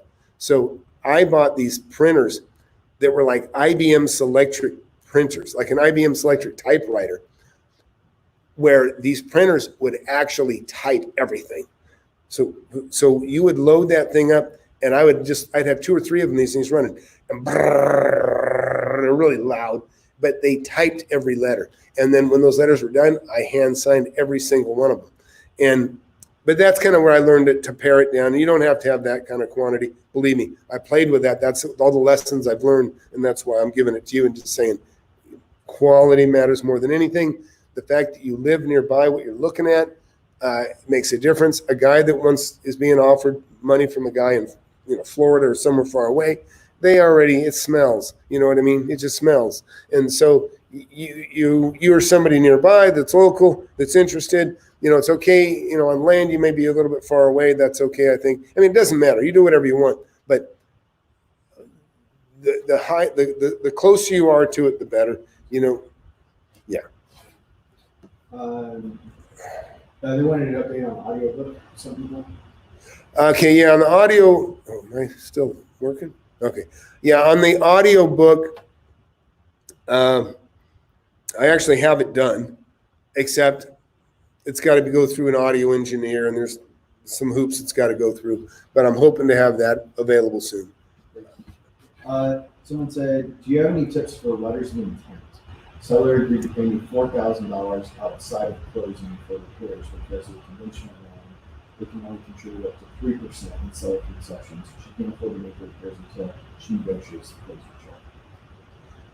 Okay. Where's that question? That's Kyle. Okay. All right. So Kyle wrote. Oh, go back here.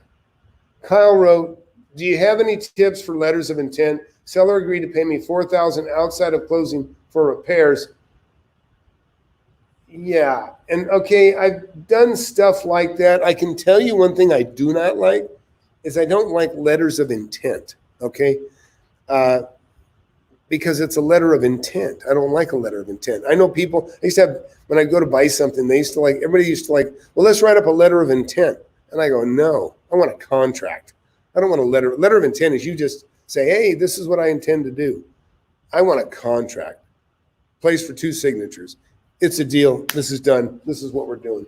But yeah, I mean, Kyle, I don't know the trust level you have with these people, but you got to get some collateral. I mean, maybe what you can do is record a second trust deed on closing when you sell it. Say, okay, bank doesn't need to know. Bank doesn't need to know that's doing the conventional loan. You just say, okay, look, we'll close it. We'll close with the second for $4,000. So, you can write up the contract, but make sure. I would create a second trust deed. You're in escrow. It's about to close. You just have the escrow say, hey, look, I want to record a second for $4,000, and then you'll remove it when they pay off. That's what I would do. If I was concerned about not getting it, that's what I would do for sure. They're asking about the $97 a month software. Is that PropStream? Yeah, so you guys can take a look at this. And again, I'm getting this right now, and but it's called PropStream. PROP STREAM, PropStream. Again, let me take a look at it first. Yeah, I mean, or you go ahead, whatever you want. But yeah, it looks pretty cool. And but it's $97 a month. So you know, if that's within your budget, you know, give it a go. There's another one called Property Shark that I've used a little bit. Property Shark, I think, might be more concierge, like pay when you use it only. So you might want to look at Property Shark too. But the prop stream, I spent an hour on the phone with the guy, and you know, I liked it. I liked I liked it, and so I'm definitely going to get it and have another look at it. But I'm happy to, you know, I like it if you guys need me to check something, you know, or if you have something, I'll look. It'll help give me some perspective. But I think it's a good thing. But again, I can't recommend it yet. I don't actually haven't really used it. I've seen demos of it, and I had a nice long Skype video and had demoed. It looked pretty cool to me. Anyways, let's see. Is there anybody else I haven't handled? I think that. No, Jaspal. Hang on, Jaspal. All right, Jaspal. Hey, Tom, how are you? Good, man. Am I saying it right, Jaspal? You are saying it right. Surprisingly, that's actually pretty spot on. Great. So my question pertains specifically to selling multifamily because that's my current situation. My first project I started about 2 years ago is big for a first project. I bought a 12-unit apartment complex. I vacated it. It wasn't in an area. It's in a very hot area. The rents were under market. The building was kind of a shithole. So I took it, vacated it.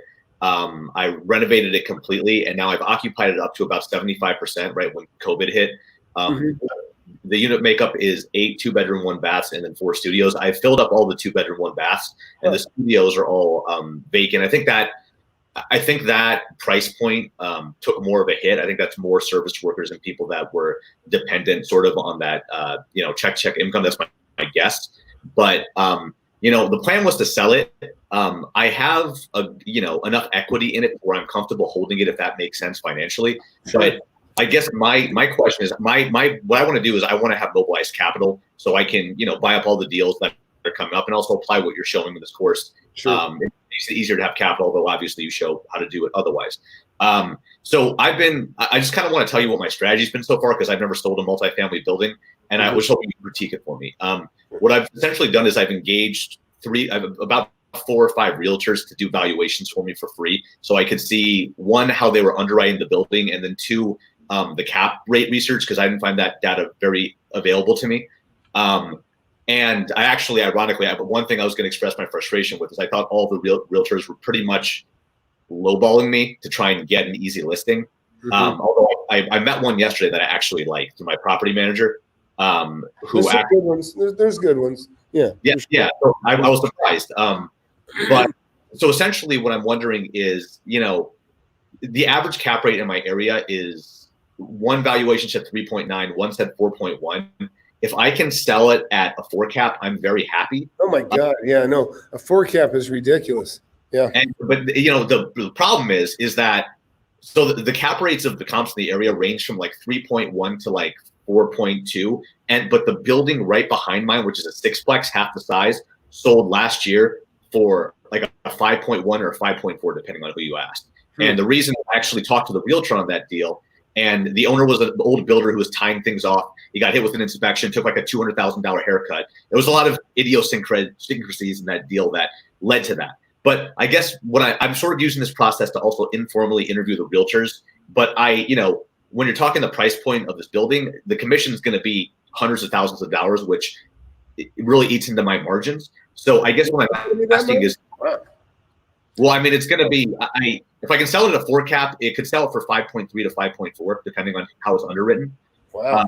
And it's a very hot area, and that's also why it's sort of robust. So I think I could hold it and still maintain decent rents through any sort of recession cycle. How many units total?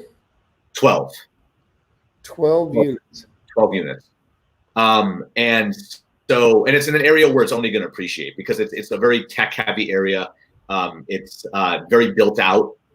So how much parking is there per unit? So it's kind of, the layout is such that there's carports, and there's more spots than there are units. I believe there's 14 spots, and then I also had guest parking striped during the renovation around the perimeter of the building. So there's a good amount to where there's at least one for every unit, and there's a little extra for everybody else. Is the water common or is it individually?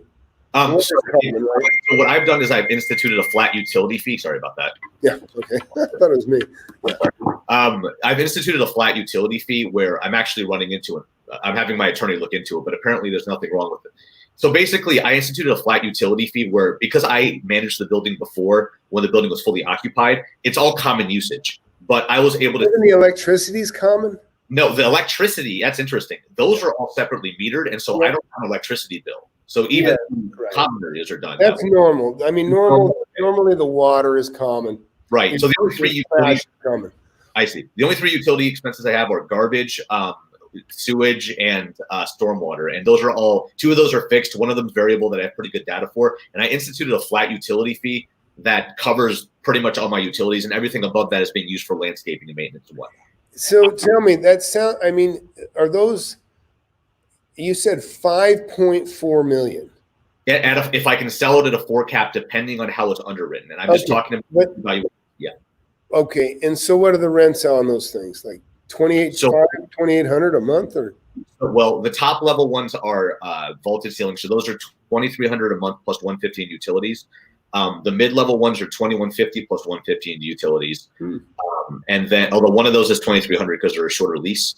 And then the bottom units are, well, I had to lower, those are the studios. So I had to lower the rents from 1,650 to 1,550 because of COVID. Now I might have to lower them again, depending on how things shake up. But we're opening up still. We're in one of those phased openings here. So I'm not sure. So. Sure. Hey, is this a beach community? No, it's just a very, very built out tech community. It's like one of the hottest markets in the country. Wow. Nice. Well, I'll tell you what I'm thinking is, and what's a 2-bedroom unit, like maybe 900 square feet, maybe 1,100? 25, yes. Okay. So you could potentially, and just do the numbers on this, check it out. What's a condo worth in the area?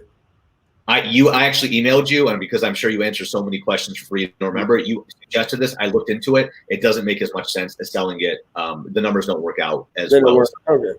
Yeah, just because the comps on the cap rate and whatnot. So I guess my question was, I don't know any tips of the trade. I might list it with an agent on the open market, but I know there's other channels you can use too. I know you mentioned LoopNet in the past. I know that, I'm just curious what you think. You don't have to give them. Listen, you don't have to give them that much money, by the way. I mean, on a, you could put that on the market, and you could just, you could make it 4%, 2.5% to the selling agent.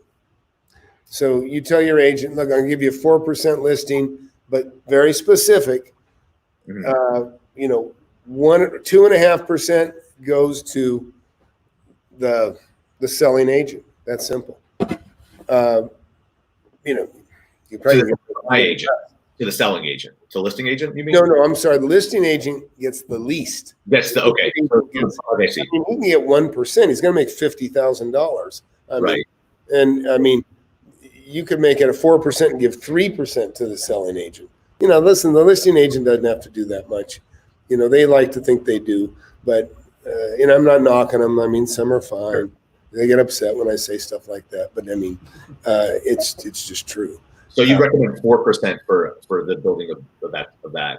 I would probably have a hard time doing more than 4%. I'd go 4%, and I'd say I want 2.5 to the selling, the buyer's agent. The buyer's agent gets 2.5. Okay. Because they're going to make a lot of money. They're going to make a lot of money on that, and they'll stay motivated, and they'll still work. And then your agent, like I say, 1.5% of $5 million. It's a lot of money. Maybe I'd only give them 1%. You ever take it the wrong way when you? I've never done that before, so I'm just curious. Like, if you go to for example, the lady I met yesterday, if I engage her and I'm like, you only get this much, does that ever go poorly, or they need you, so they just do it anyway? I guess they can say no. They'll say, let me tell you what they'll say. My broker really doesn't like that. Yeah, well, I understand, but that's it. That's what I pay. Hey, just listen and say. Listen, if it was a $2.5 million complex, would you do it for 2%? Oh yeah. Okay. Well, pretend it's a $2.5 million complex because that's the same commission. You know what I mean? So you would use an agent, use the open market then?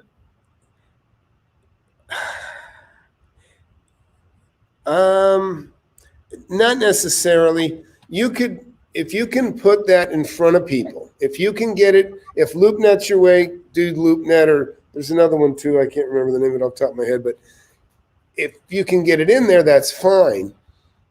But you just make sure that you have it in big letters and make it very obvious that I always write agent co-op, CO-OP. I cooperate with agents. And so I'll go agent co-op 3%. You know what I mean? So they know they get 3% on this deal. And because you don't want to alienate a buyer's agent. There's a lot of people totally dependent on an agent to find them something to buy. Got it. So what I was going to do, and I don't know if you think this is a good idea, is I was going to use these valuations to basically put it at that price somewhere where there isn't an agent. And if that didn't work, I was going to list it with one of the agents. Yeah. I mean, I always, with all my properties, I always like to put a for sale sign up by myself first, because if people are interested in the neighborhood, they're probably going to drive by. It's a very, very busy road too, actually. Yeah. You could put a classy sign in front of your place that just says available. You know what I mean? Hmm. And, available can mean for lease, available can mean for sale. Right. But somebody that's hungry to buy, they're going to call, and then you got them. What? Yeah, I don't know. How much do you owe on this place? If you don't mind me asking, I'm just curious. I owe 2 on it. Oh, okay. So, yeah. Can that be assumed, or do you know? Yeah, well, I might refinance it coming up, and that would be assumable. I don't know if the current loan is assumable. Okay. That's actually a good question. I should ask my bank for that. Yeah, it's probably not if the bank has it, but you might ask them if they'd be interested in financing it for the next guy. I know the swap loan we're thinking about, that the rates are so low now. I was thinking about doing a swap loan. I know that one is assumable. So that could help. Yeah. Well, no, man, sounds like a great property. I mean, you sound like you got a real nice property. So I hope so. It's a lot of work. So. Oh, I know. Believe me. Yeah, I know. I don't love apartments. I like commercial, and I'm starting to look more myself. I'm looking at medical. I like medical, and I built a 16,000 square foot medical building myself. It's fully rented already, but and the tenants I got have been fine through COVID. So. My mom actually built a commercial medical building. She's a physician, and she rented the whole thing out, and she's had a lot of success with that. Yeah. Never hard to fill that when there's healthcare workers right next to a hospital. So. Right. No, sounds good. Sounds good. All right, man. That you got went pretty long on this. Well, hey, man, thanks, Jazz Paul. Sorry you didn't get in last week. Oh, no problem. It was my fault. Thank you. Man. Yep. Thanks. Is there somebody else?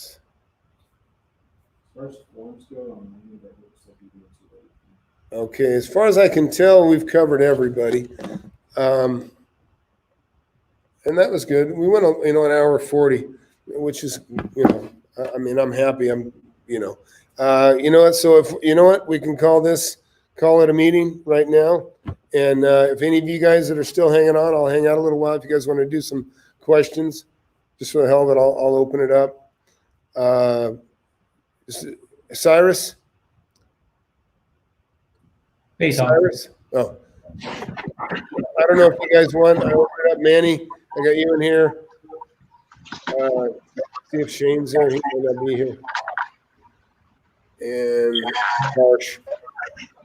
All right, just to say, hey, so look, the meeting's over, but if you guys want to talk some, have at it. Quick one, if that's okay. And if is everybody, I'll get some more feedback too, if nothing else. So you guys like the idea of the video answers? So whatever questions, I can come back and address them later.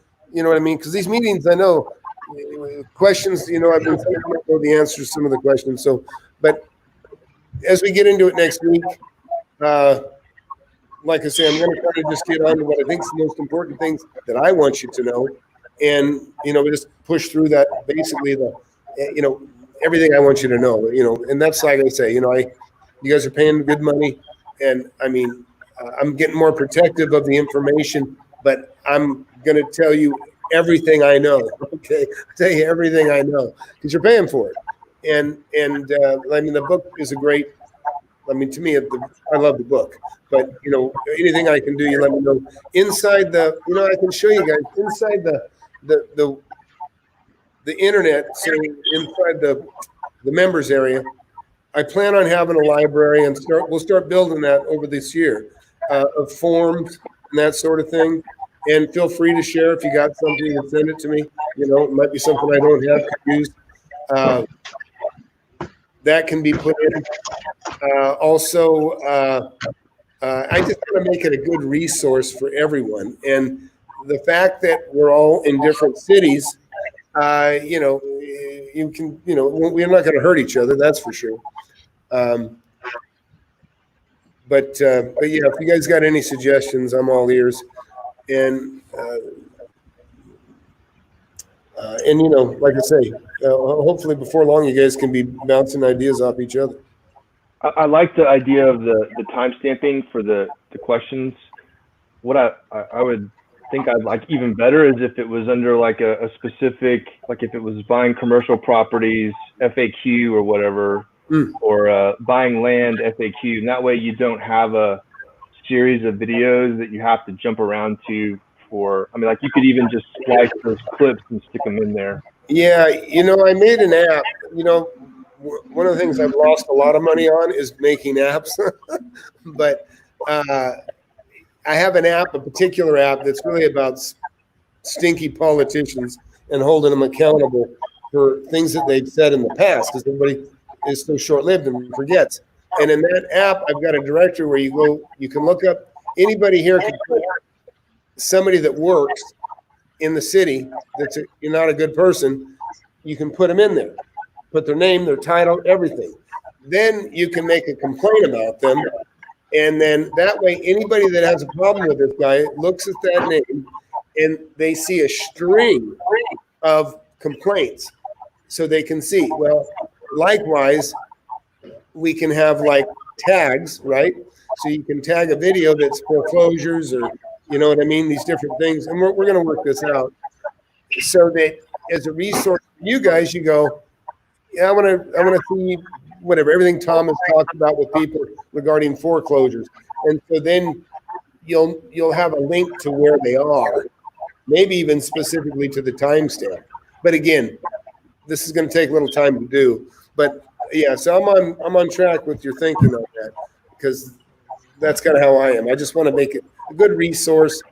But again, it's going to be not for the public. It's going to be for the insiders. And, and we'll just keep we'll keep doing it. I think one thing that might be useful is, let's say I find a book and I want to assign it to somebody else. Then one thing that worries me is, like, let's say they don't want to give me 6 months. They want to give me 60 days. Now I have 60 days to scramble to find somebody to give this deal, to take off my hands. I don't know anybody.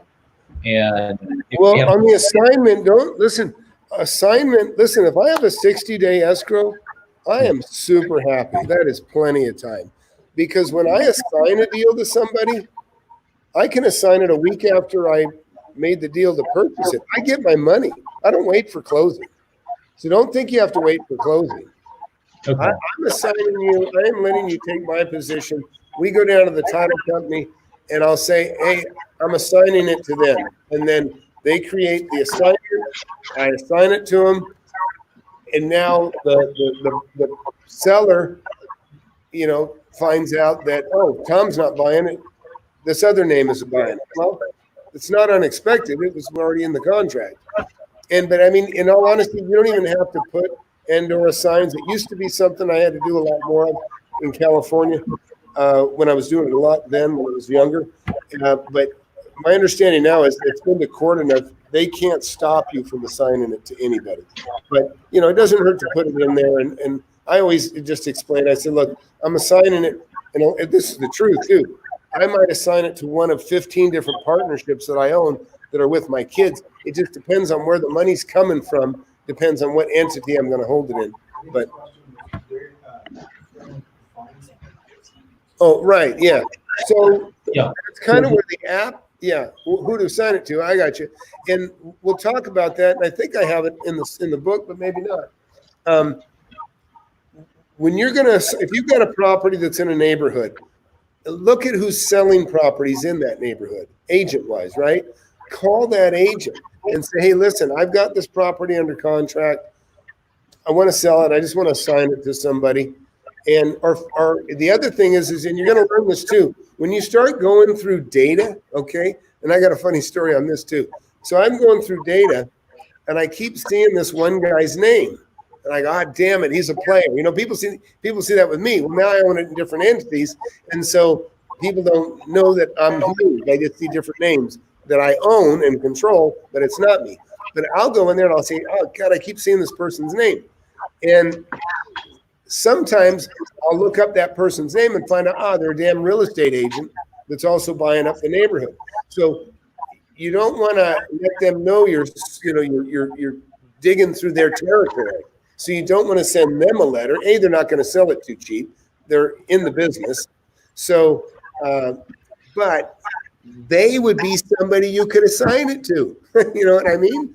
Because they're a player. They own multiple properties. For whatever reason, they like accumulating property in that area. So they would be a good one. And I had this exact thing happen to me in Ventura, California. And I was, I probably sent out 1,100 letters. I did a big mailing then. And I found a guy in Ojai. He lived an hour away. And he ended up, I think he sold it to me for $395, a house on Ocean Drive. And I ended up finding out I didn't really care for the area, but I lived there. I had a long 6-month escrow. And so I lived there a long time, months. But I go, and I ended up, one of the guys that I looked up, I kept seeing Triggs, his name, Trigg, Trigg, right? I see Trigg all over the place. And I'm going, boy, I don't want to send him anything. Well, he was a big realtor in the area. And then I'm staying there at this area, and there was a bar called the Whale's Tail. Well, I go over to the Whale's Tail to have a drink, and it's by 10 o'clock at night, loud music. And this guy sits next to me, and we get to talking. And I said, yeah, I'm looking at real estate, and I'm buying up stuff here and there. I'm drunk and I'm loosening up. And he goes, hey, man, that's great. And he goes, and he throws his card down, and it says Trigg. It's a guy I've been avoiding, and oh, shit, And so anyways, I said, oh, I've been hiding from you. And we actually became very good friends. And he actually has a house in Hawaii. I was just there not long ago, and I stay at his place in Maui. And but he's got a house in the hills of Santa Barbara, and his ex-wife has his house on the ocean, front there in Ventura, where I met him. But so it's a small world, it's a small world. And that's why I'm very, like I say keep it tight, because those kind of things can happen. And believe me, if I hear somebody talking about real estate and I'm sitting there eating, I'm eavesdropping. I'm listening. I'm listening, and because I just can't help it. There's money there. So, but anyhow, so everybody happy so far? It seemed pretty cool. Learning, yeah. Good. Well, I'm excited. I think it's going to be really good, and I'm looking for deals too, and I feel real good about the economy. The economy's coming back, so I just think it's really good. So, do you think we should wait? Because one of the things is you're saying really know the market value of the house by taking the average of like 5 or 10 or as many sales as you can get. And I think that's one thing that would be nice to add to the app is if you can put like what it's sold for, and then you can kind of filter, okay, all the 2 3s that I had in my app, and I write down the sales price, it would tell you this is the average price of the sales in the last 5 or 6 months of those houses. Should we wait to see what the new average is? I don't think you're going to need that in the app. There's so many other resources for figuring out what stuff's worth. But I'll tell you what I am thinking about putting in the app is kind of putting a thing where you can say property, and you show a property. They say, in other words, in the app you can do it, right? If you look at the app, play with the app, because in the app you can say, you pick whether I have this property under contract, or I own this property, or I'm looking for a referral fee. And so you can share that property to give somebody a referral fee, or you can share that property to, somebody for an assignment. You follow me? The app has, you got to look at it. The app has some really cool stuff, but I can tie that into a bigger database where the outside world, say, looks at it and they go, and you got Cyrus, and you go 2-bedroom, 1-bath home in this town. I'll assign it to you for $500. And then somebody actually looks at the details and say, you know what? And they'll pay $25 to me to talk to you about that property. You follow me? Or if it's a referral, they'll pay $50 to you for that referral. It's to get to the serious people, right? And then, you work a deal, you assign it to them, you make your money. You make $5,000 or whatever you make. Doesn't matter. But I'm thinking about tying that together to make a bit of a clearinghouse so that you can find people that are seriously interested, and then they'll make the deal that they make with you. And hey, Ellie, I don't know if you've been standing by or not. Did you have a question? Okay. We're still doing questions if you have one. Oh, you got it muted, Ellie. Oh, yeah, I don't have a question right now. I've just been listening and learning. Oh, okay. Good deal. Yeah, that's great. No, listen, a lot of times I sit in a room, and depending on what it is, and somebody else asks the exact same question that I had, or the teacher answers and elaborates to something that covers it anyways. But, Ellie, you were one of the ones people I was thinking about here. Also, Liam, I hadn't seen him, but Liam is the guy that wrote me. It's talking about pulling the trigger on buying something. I'm like, man, I don't have enough information here. And again, like I saw your project, Ellie, and I was like, ugh. I mean, it looked like a ton of work, and I know we all fool ourselves about how little something, we think, oh yeah, I can do this. That's blue sky, it's nice to just flip something like that and let somebody else dream about fixing it on the weekends. And, but usually it can be much harder than that. But I'm glad you're looking. I just was afraid. I don't want to dissuade you from something that's a good deal, nor do I want to encourage you to buy something that could be a bad deal. And that's the thing. Ultimately, everybody here has to be able to discern what's a good and bad deal for themselves. I'm too far away. I mean, I can hear the numbers and I can think, yeah, well, it cash flows, but it may be such a thing that I'm like, yeah, I wouldn't touch it myself because I'm not there seeing it, smelling it, whatever. So, but I changed the terms on it. I don't want to discourage you either. I changed the terms, and I'm waiting for them to get back. Can you hear me now? Tom? I don't hear you.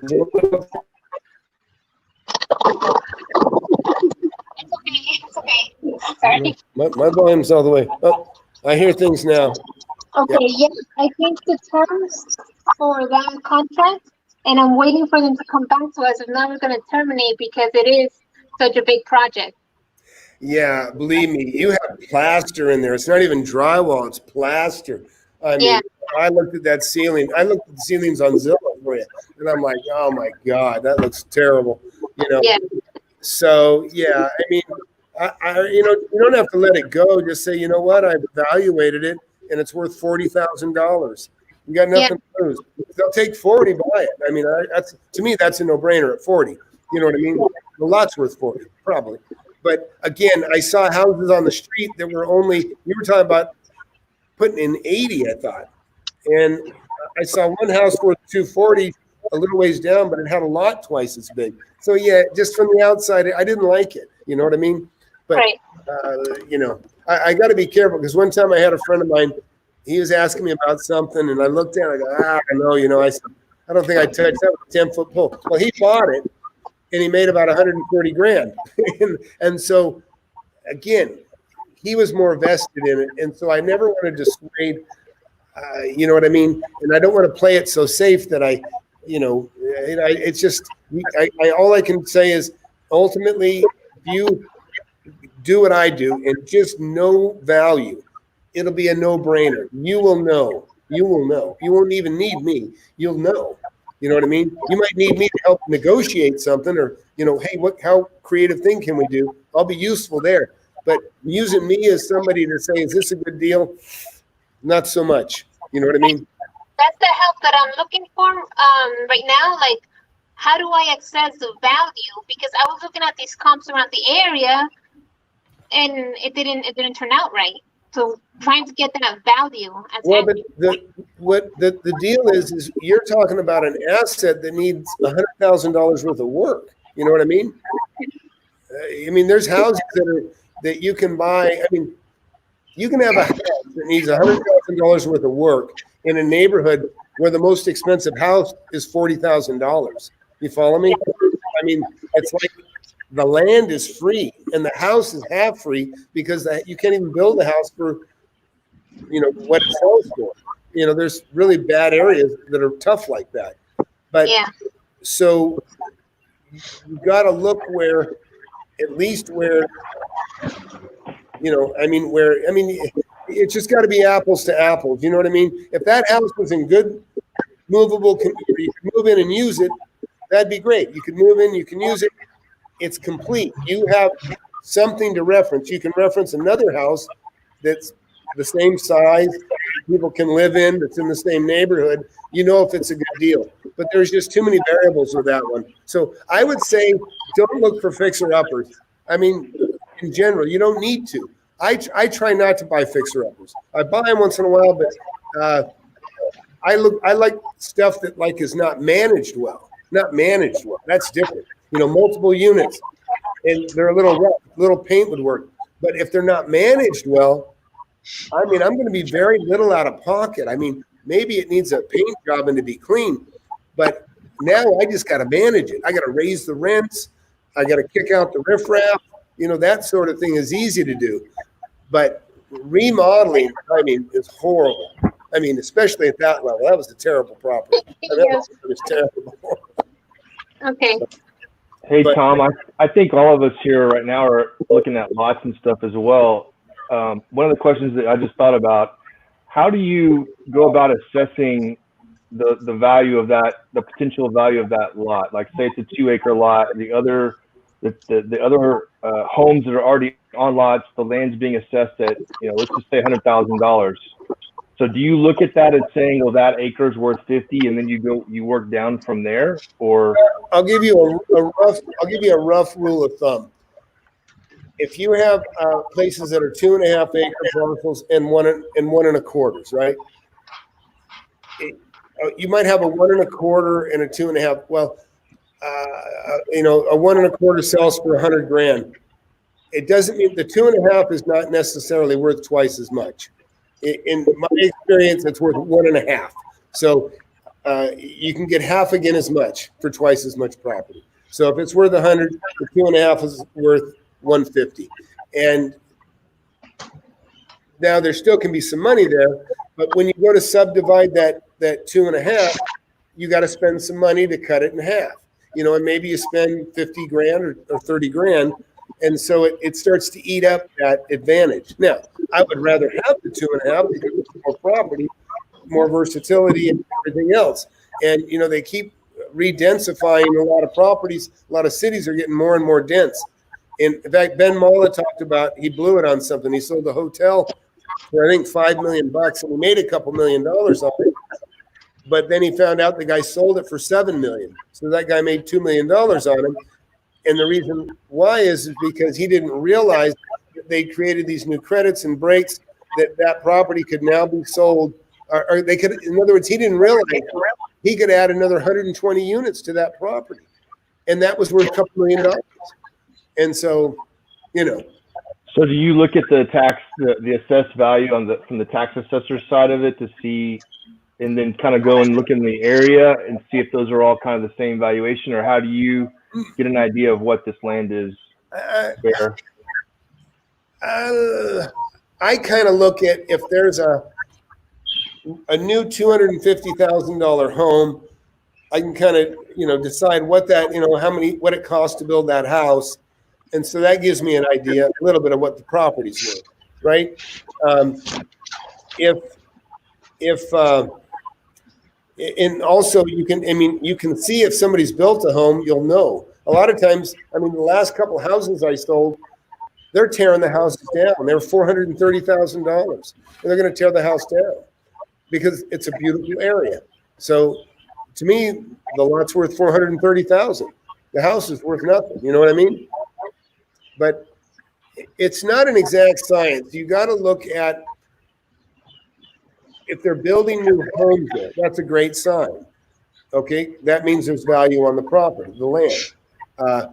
If you get into an area that's so cheap that that you can buy a house for construction costs, it's kind of difficult unless somebody wants to have the most expensive house in the neighborhood, because that's what's going to happen. They're going to build a brand new home, and it's going to be worth more than everything else, because everything else is for sale below construction cost. Okay, that area that I drove through for almost 2 hours the other day, last weekend, the property values that I was seeing, they were like $82,000 to $120,000 land, that was being assessed for that land. And so the houses are what, $400,000 homes? They range from around 250-ish on up to 450. Okay. Yeah, so I would talk to an agent in the area. I would go look at lots that are for sale. I would just tell an agent, say, hey, listen, I'm interested in buying a lot. What am I going to have to pay in here? And then she can do comps on lots that have sold. She'll know the builders that are buying. You'll learn for sure. That's what I'm trying to figure out. I know whenever I've sold my own personal home and done that, and they do the similar twos that have sold in the neighborhood. I just have never looked at raw land before. Yeah, and there's a lot of opportunity there, so you don't want to miss it. But yeah, it's, the good thing about land is the people that buy it generally know more about land than anybody. In other words, I tell agents, yeah, just sell land, because the people that buy it will know more than you. The people that are selling it a lot of times will know more. I fight with agents all the time. I go, no, they think I'm too high. I go, no, the lot alone is worth that. And then a couple months later it sells, and then they're getting a bigger commission because of it. But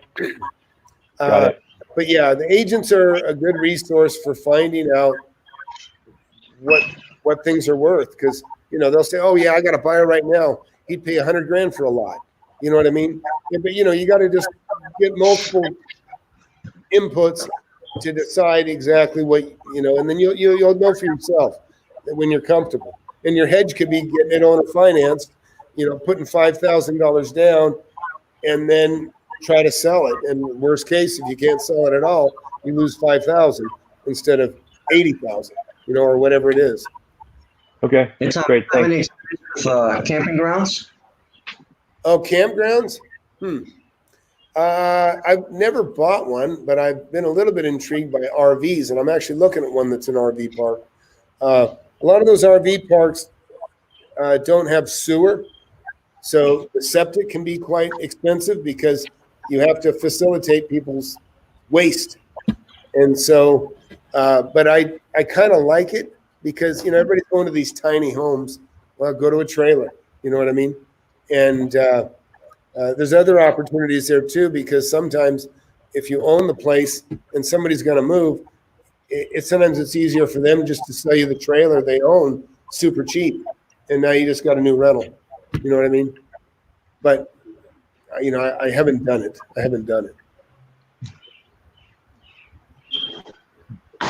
But I'm a little bit interested in the numbers on it. So there was a deal here in Rhode Island that I'm noticing. There's a camping ground for sale. I was just kind of interested in looking at it. Basically, people put their tents and just sleep there the night. You know what I mean? Just to sleep outside and stuff like that. Well, you got to police. Listen, when I was a kid, I worked in a campground. I ran the outdoor movie projector along the Coloma River, and you know, there are domestic fights. There's people drinking too much.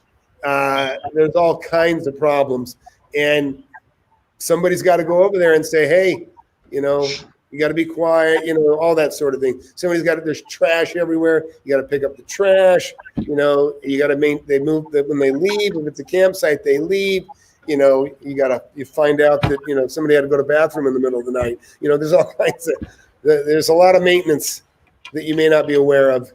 So something to consider.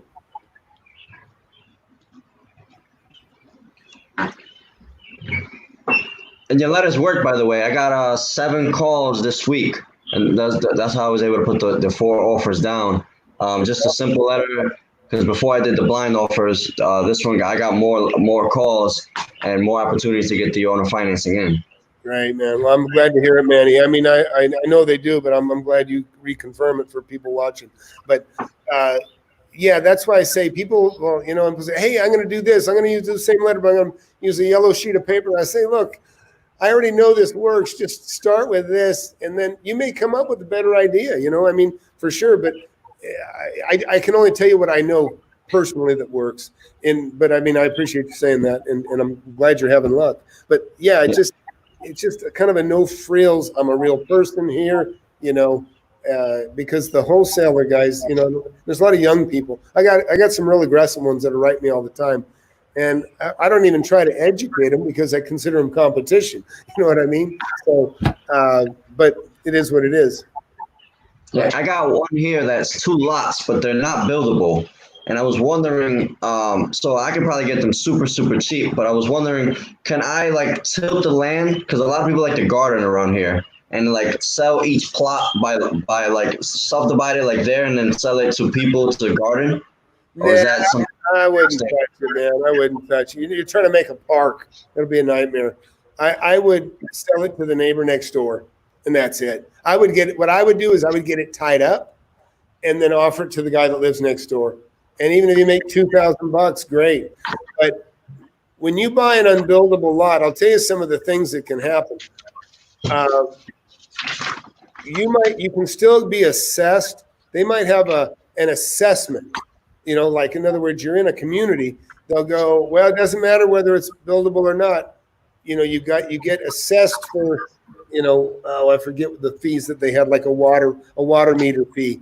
And you go, well, look, I mean, I can never build on this thing ever again. They go, well, that's not the rules. We're still going to give you an assessment. They don't care. You follow me? And now, but yeah, but there's other things. Like, I'll tell you what, I bought a lot that's worthless, that's unbuildable. I mean, this is one of the best deals I've ever made. I bought a lot that is probably smaller than this room I'm standing in. I've never seen it. I bought it without even seeing it, okay? The reason I bought it is because that lot was associated with a boat dock sitting on the lake. And you couldn't have a boat dock unless you owned the property, a piece of property. So I didn't buy the lot. I bought the boat dock, and it was attached to I mean, they're not even contiguous. They're half a mile from each other.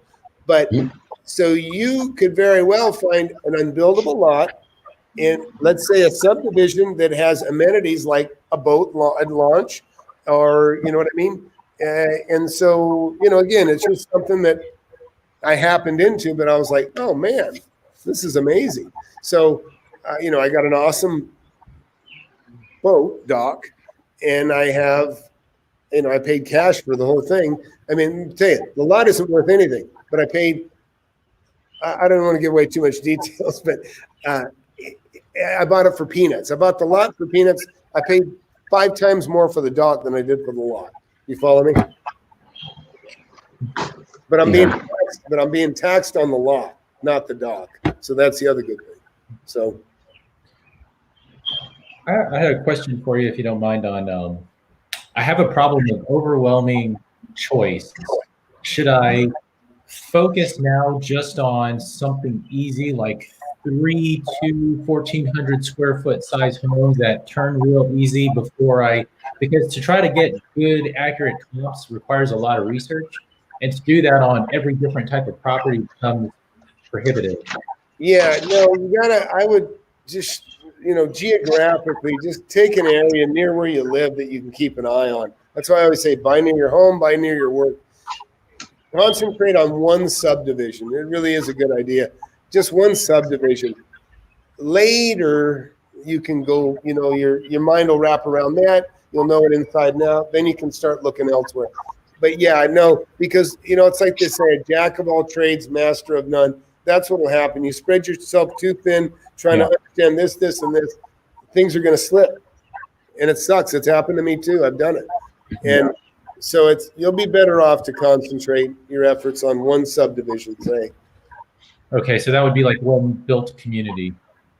Yeah, one built area that's nearby. And then, but what'll happen is you'll learn so much from understanding that one little subdivision that when you might see something 100 miles away or 10 miles away, and that just kind of falls in your lap, and you'll go, I'll take it. You'll just know, it'll be like, you'll think it's intuition, but really it is you've got data going on and that tells you, hey, this is good, and you can buy it. Okay, because right now I told you in one of my private messages, I'm in like an area that's being gentrified, and so one house might be 180,000, and you go 2 blocks away, and it's like 550,000, and it's just all over the map. Yeah, any downtown area is having that same stuff. I mean, it's happening everywhere near this in a lot of cities, and there is. I don't know. It's like even, to be honest, these last 3 houses I just sold, what I also see is that people are getting out of the city going into the suburbs, which is where I'm buying. I probably made a mistake selling these 3, but I don't care. I know I'll find more. But at the same time, I'm thinking, yeah, you know what? I maybe panicked a little early, but it's safe. It's safe. I have cash. I'm happy, So that's all I'd say about that is, I do definitely would say, and I read an article, I don't know what it was, but I read an article the other day, and basically it was kind of like that. They're going to the suburbs. They're going to the suburbs. So consider that, whether you're in an area they're fleeing or you're in an area that they're coming to. So, well, man, I think we've hit about, over 2 hours. So this is good. But I'm glad, man. I'm glad everybody's, digging in, enthused. And, oh, hey, Harsh, I didn't mean to cut you out. Harsh, I didn't mean to leave you not in the group. But I don't know if you had anything to say or not, Harsh. Just listening in. Very good, Tom. Thank you so much for enjoying it.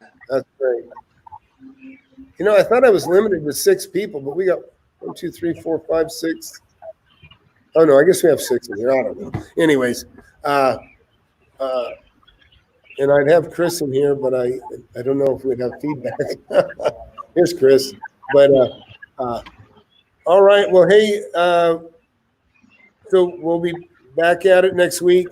And the like I said, lessons I'm going to start focusing more. You guys are going to have this, and I just threw this together. It could probably be better in some ways, but again, I just wanted you to have something to get organized. And I used to have like 5 or 10 of these laying around. That was years of stuff of me going through. I think I threw them all away, but I'm hoping I can find an old one just so I can bring it out and share it with you, of where I've gone through, hundreds of properties and all the notes. It's kind of fun. Because I read and I go, oh yeah, I remember that, or oh, I remember buying that, just stuff like that. It's kind of cool. But it's really handy. Your phone can die. This you open up, and that's why I like to, I kind of categorize alphabetically, because when somebody calls me, I go by their name because it's easy to forget. You know what I mean? It's just quick to go to their name. I'll go, okay, that's your property. And I have my little referencing system within my book that I have. And, like I say, if you reach out to a bunch of people, it's not good if you confuse your prospects. It can be, not good. People want to be remembered and know that you're only talking to them, and that's how they should feel. Is that you're only talking to them about their property. But yeah, I'm actually going to California Tuesday, and I got you guys know I got a mother with dementia. I'm getting her moved over there to hang out with a sister for a month. So it'll be a nice break for me because I see a lot of her. But anyways, so like I said, I got Chris now working, and I'll put Chris in here. Oh, hey, I gotta pull somebody. Bear with me. Let me see. I'm gonna have to pull you for a second, Cyrus. Oh crap!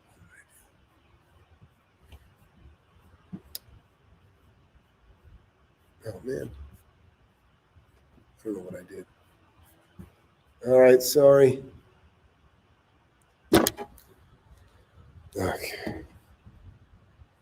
Okay, there we go. But here's Chris. You guys know Chris here's going to be working here, helping me take care of this stuff. So he's actually got like I said, he's got a front row seat, but he's in the room. But it just worked out to be pretty convenient.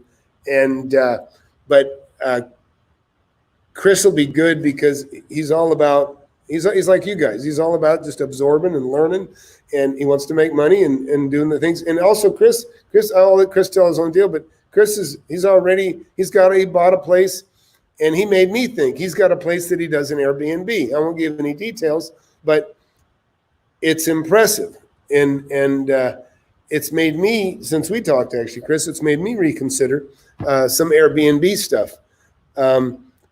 He's got a little place that's in a nice area near a stream, a river, and it's kind of remote. But what'd you say you pulled $4,000 in 1 month? Yeah. Oh, I see. Oh, I see.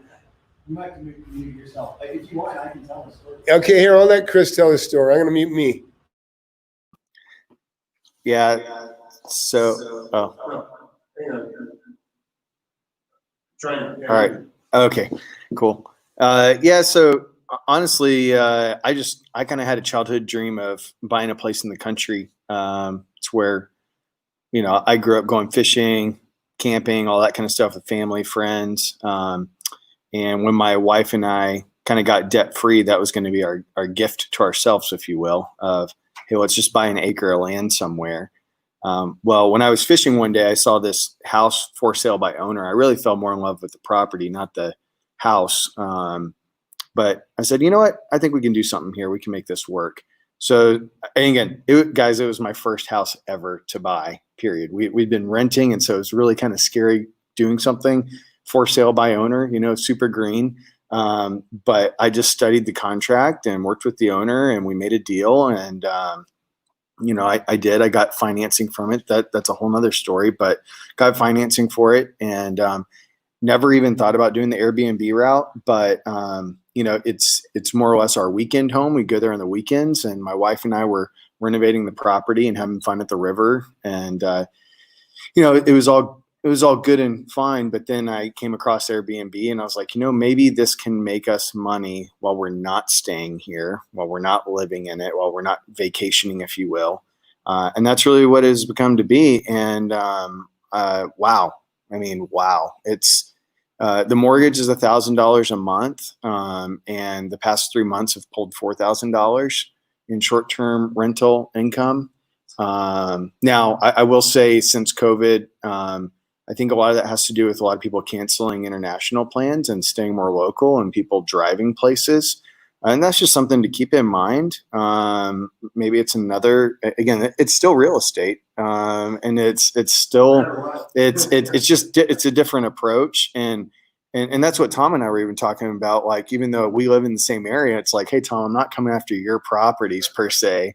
But I have a different kind of approach that I might be taking. I really like the short-term business. I love creating an experience for people. I love hosting.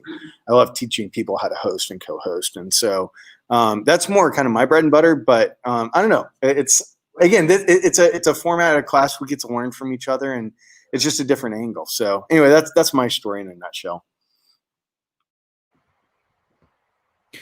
Can I just add one thing about? Yeah, I'll add one thing that he didn't mention because it's the first thing that came to my mind is he found a person, a local gal, to maintain it, to come in and clean the sheets and do all that stuff. And it's a decent little job for her.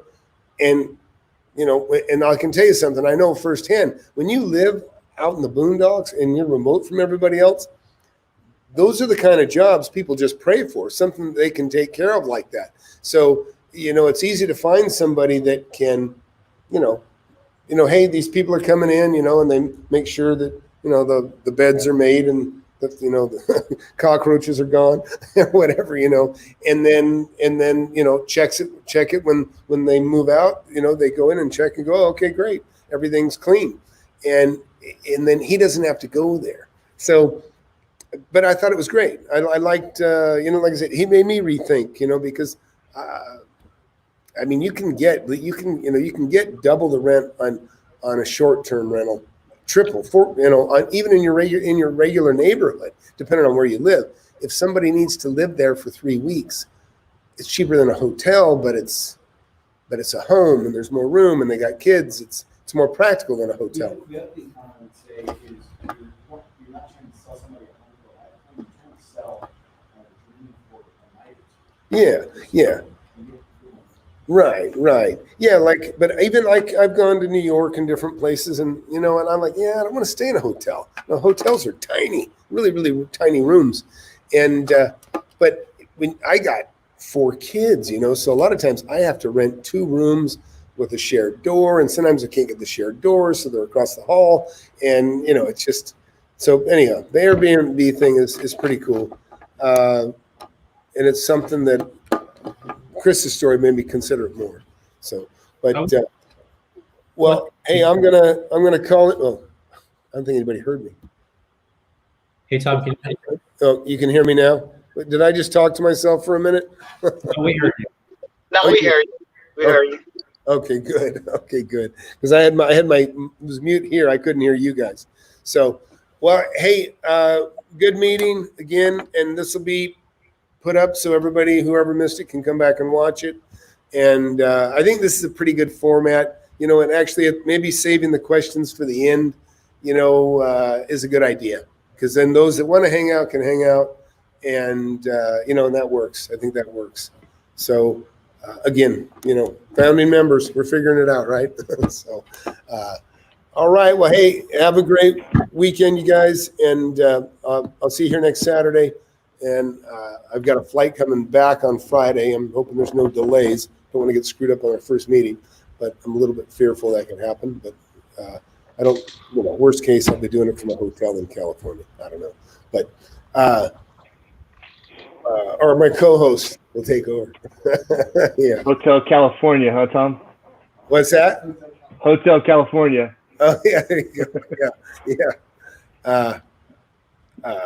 But yeah, well, anyways, great. Well, again, you know, the thing is might do some evening stuff, might try to do a midweek, you know, and I'm thinking if I do it, like what's the latest, or make it the earliest, what's the earliest somebody's available during the week, Monday through Friday, if I can get some ideas.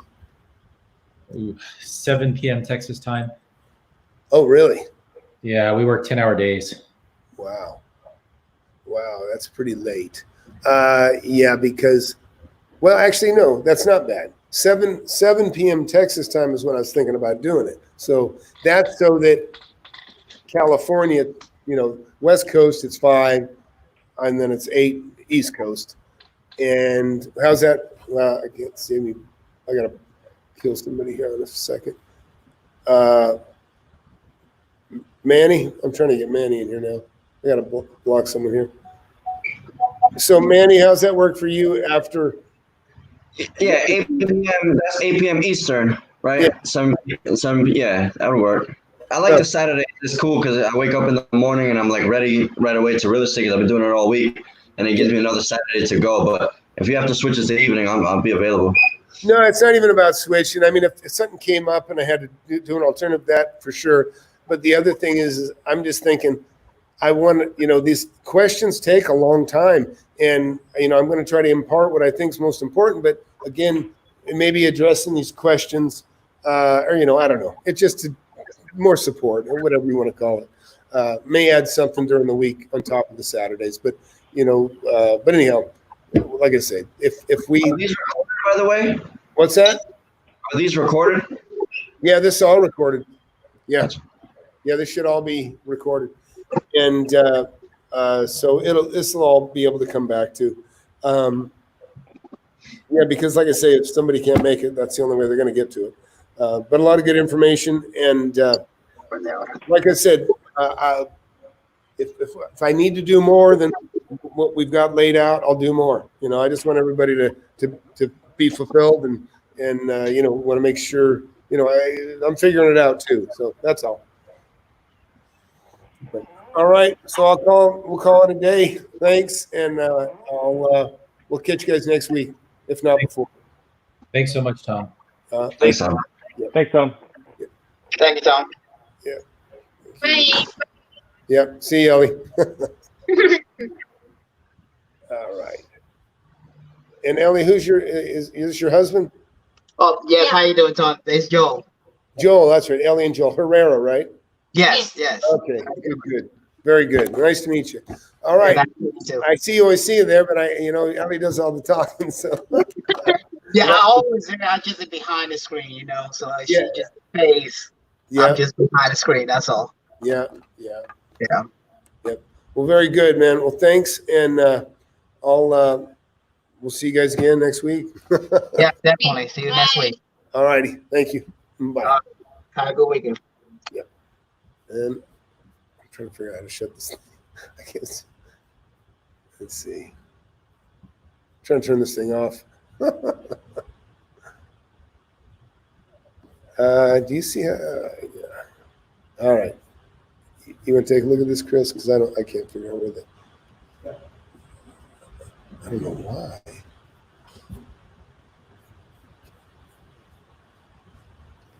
Usually there's an in broadcast here somewhere. Is that in StreamYard? Oh, go Where? wait, Oh. go down. Wait, I don't know if you. Leave studio, maybe? Well, it's still recording right now, so, right? So if you leave studio, is that going to save it for you? Yeah, it used to be in the stream. Can you scroll over, because there's the comment bar. Yeah, I don't know why I think that's part of the problem. Jeez. Let me editing this out. How about here, DC? Oh, yeah. All right, we'll be deleting this part.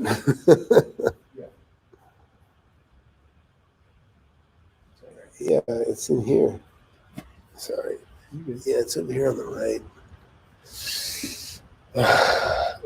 Yeah. It's. I'm not seeing all the things to shrink the window. Let's maybe change your view. Let's see if that helps at all. Nope, I just changed that.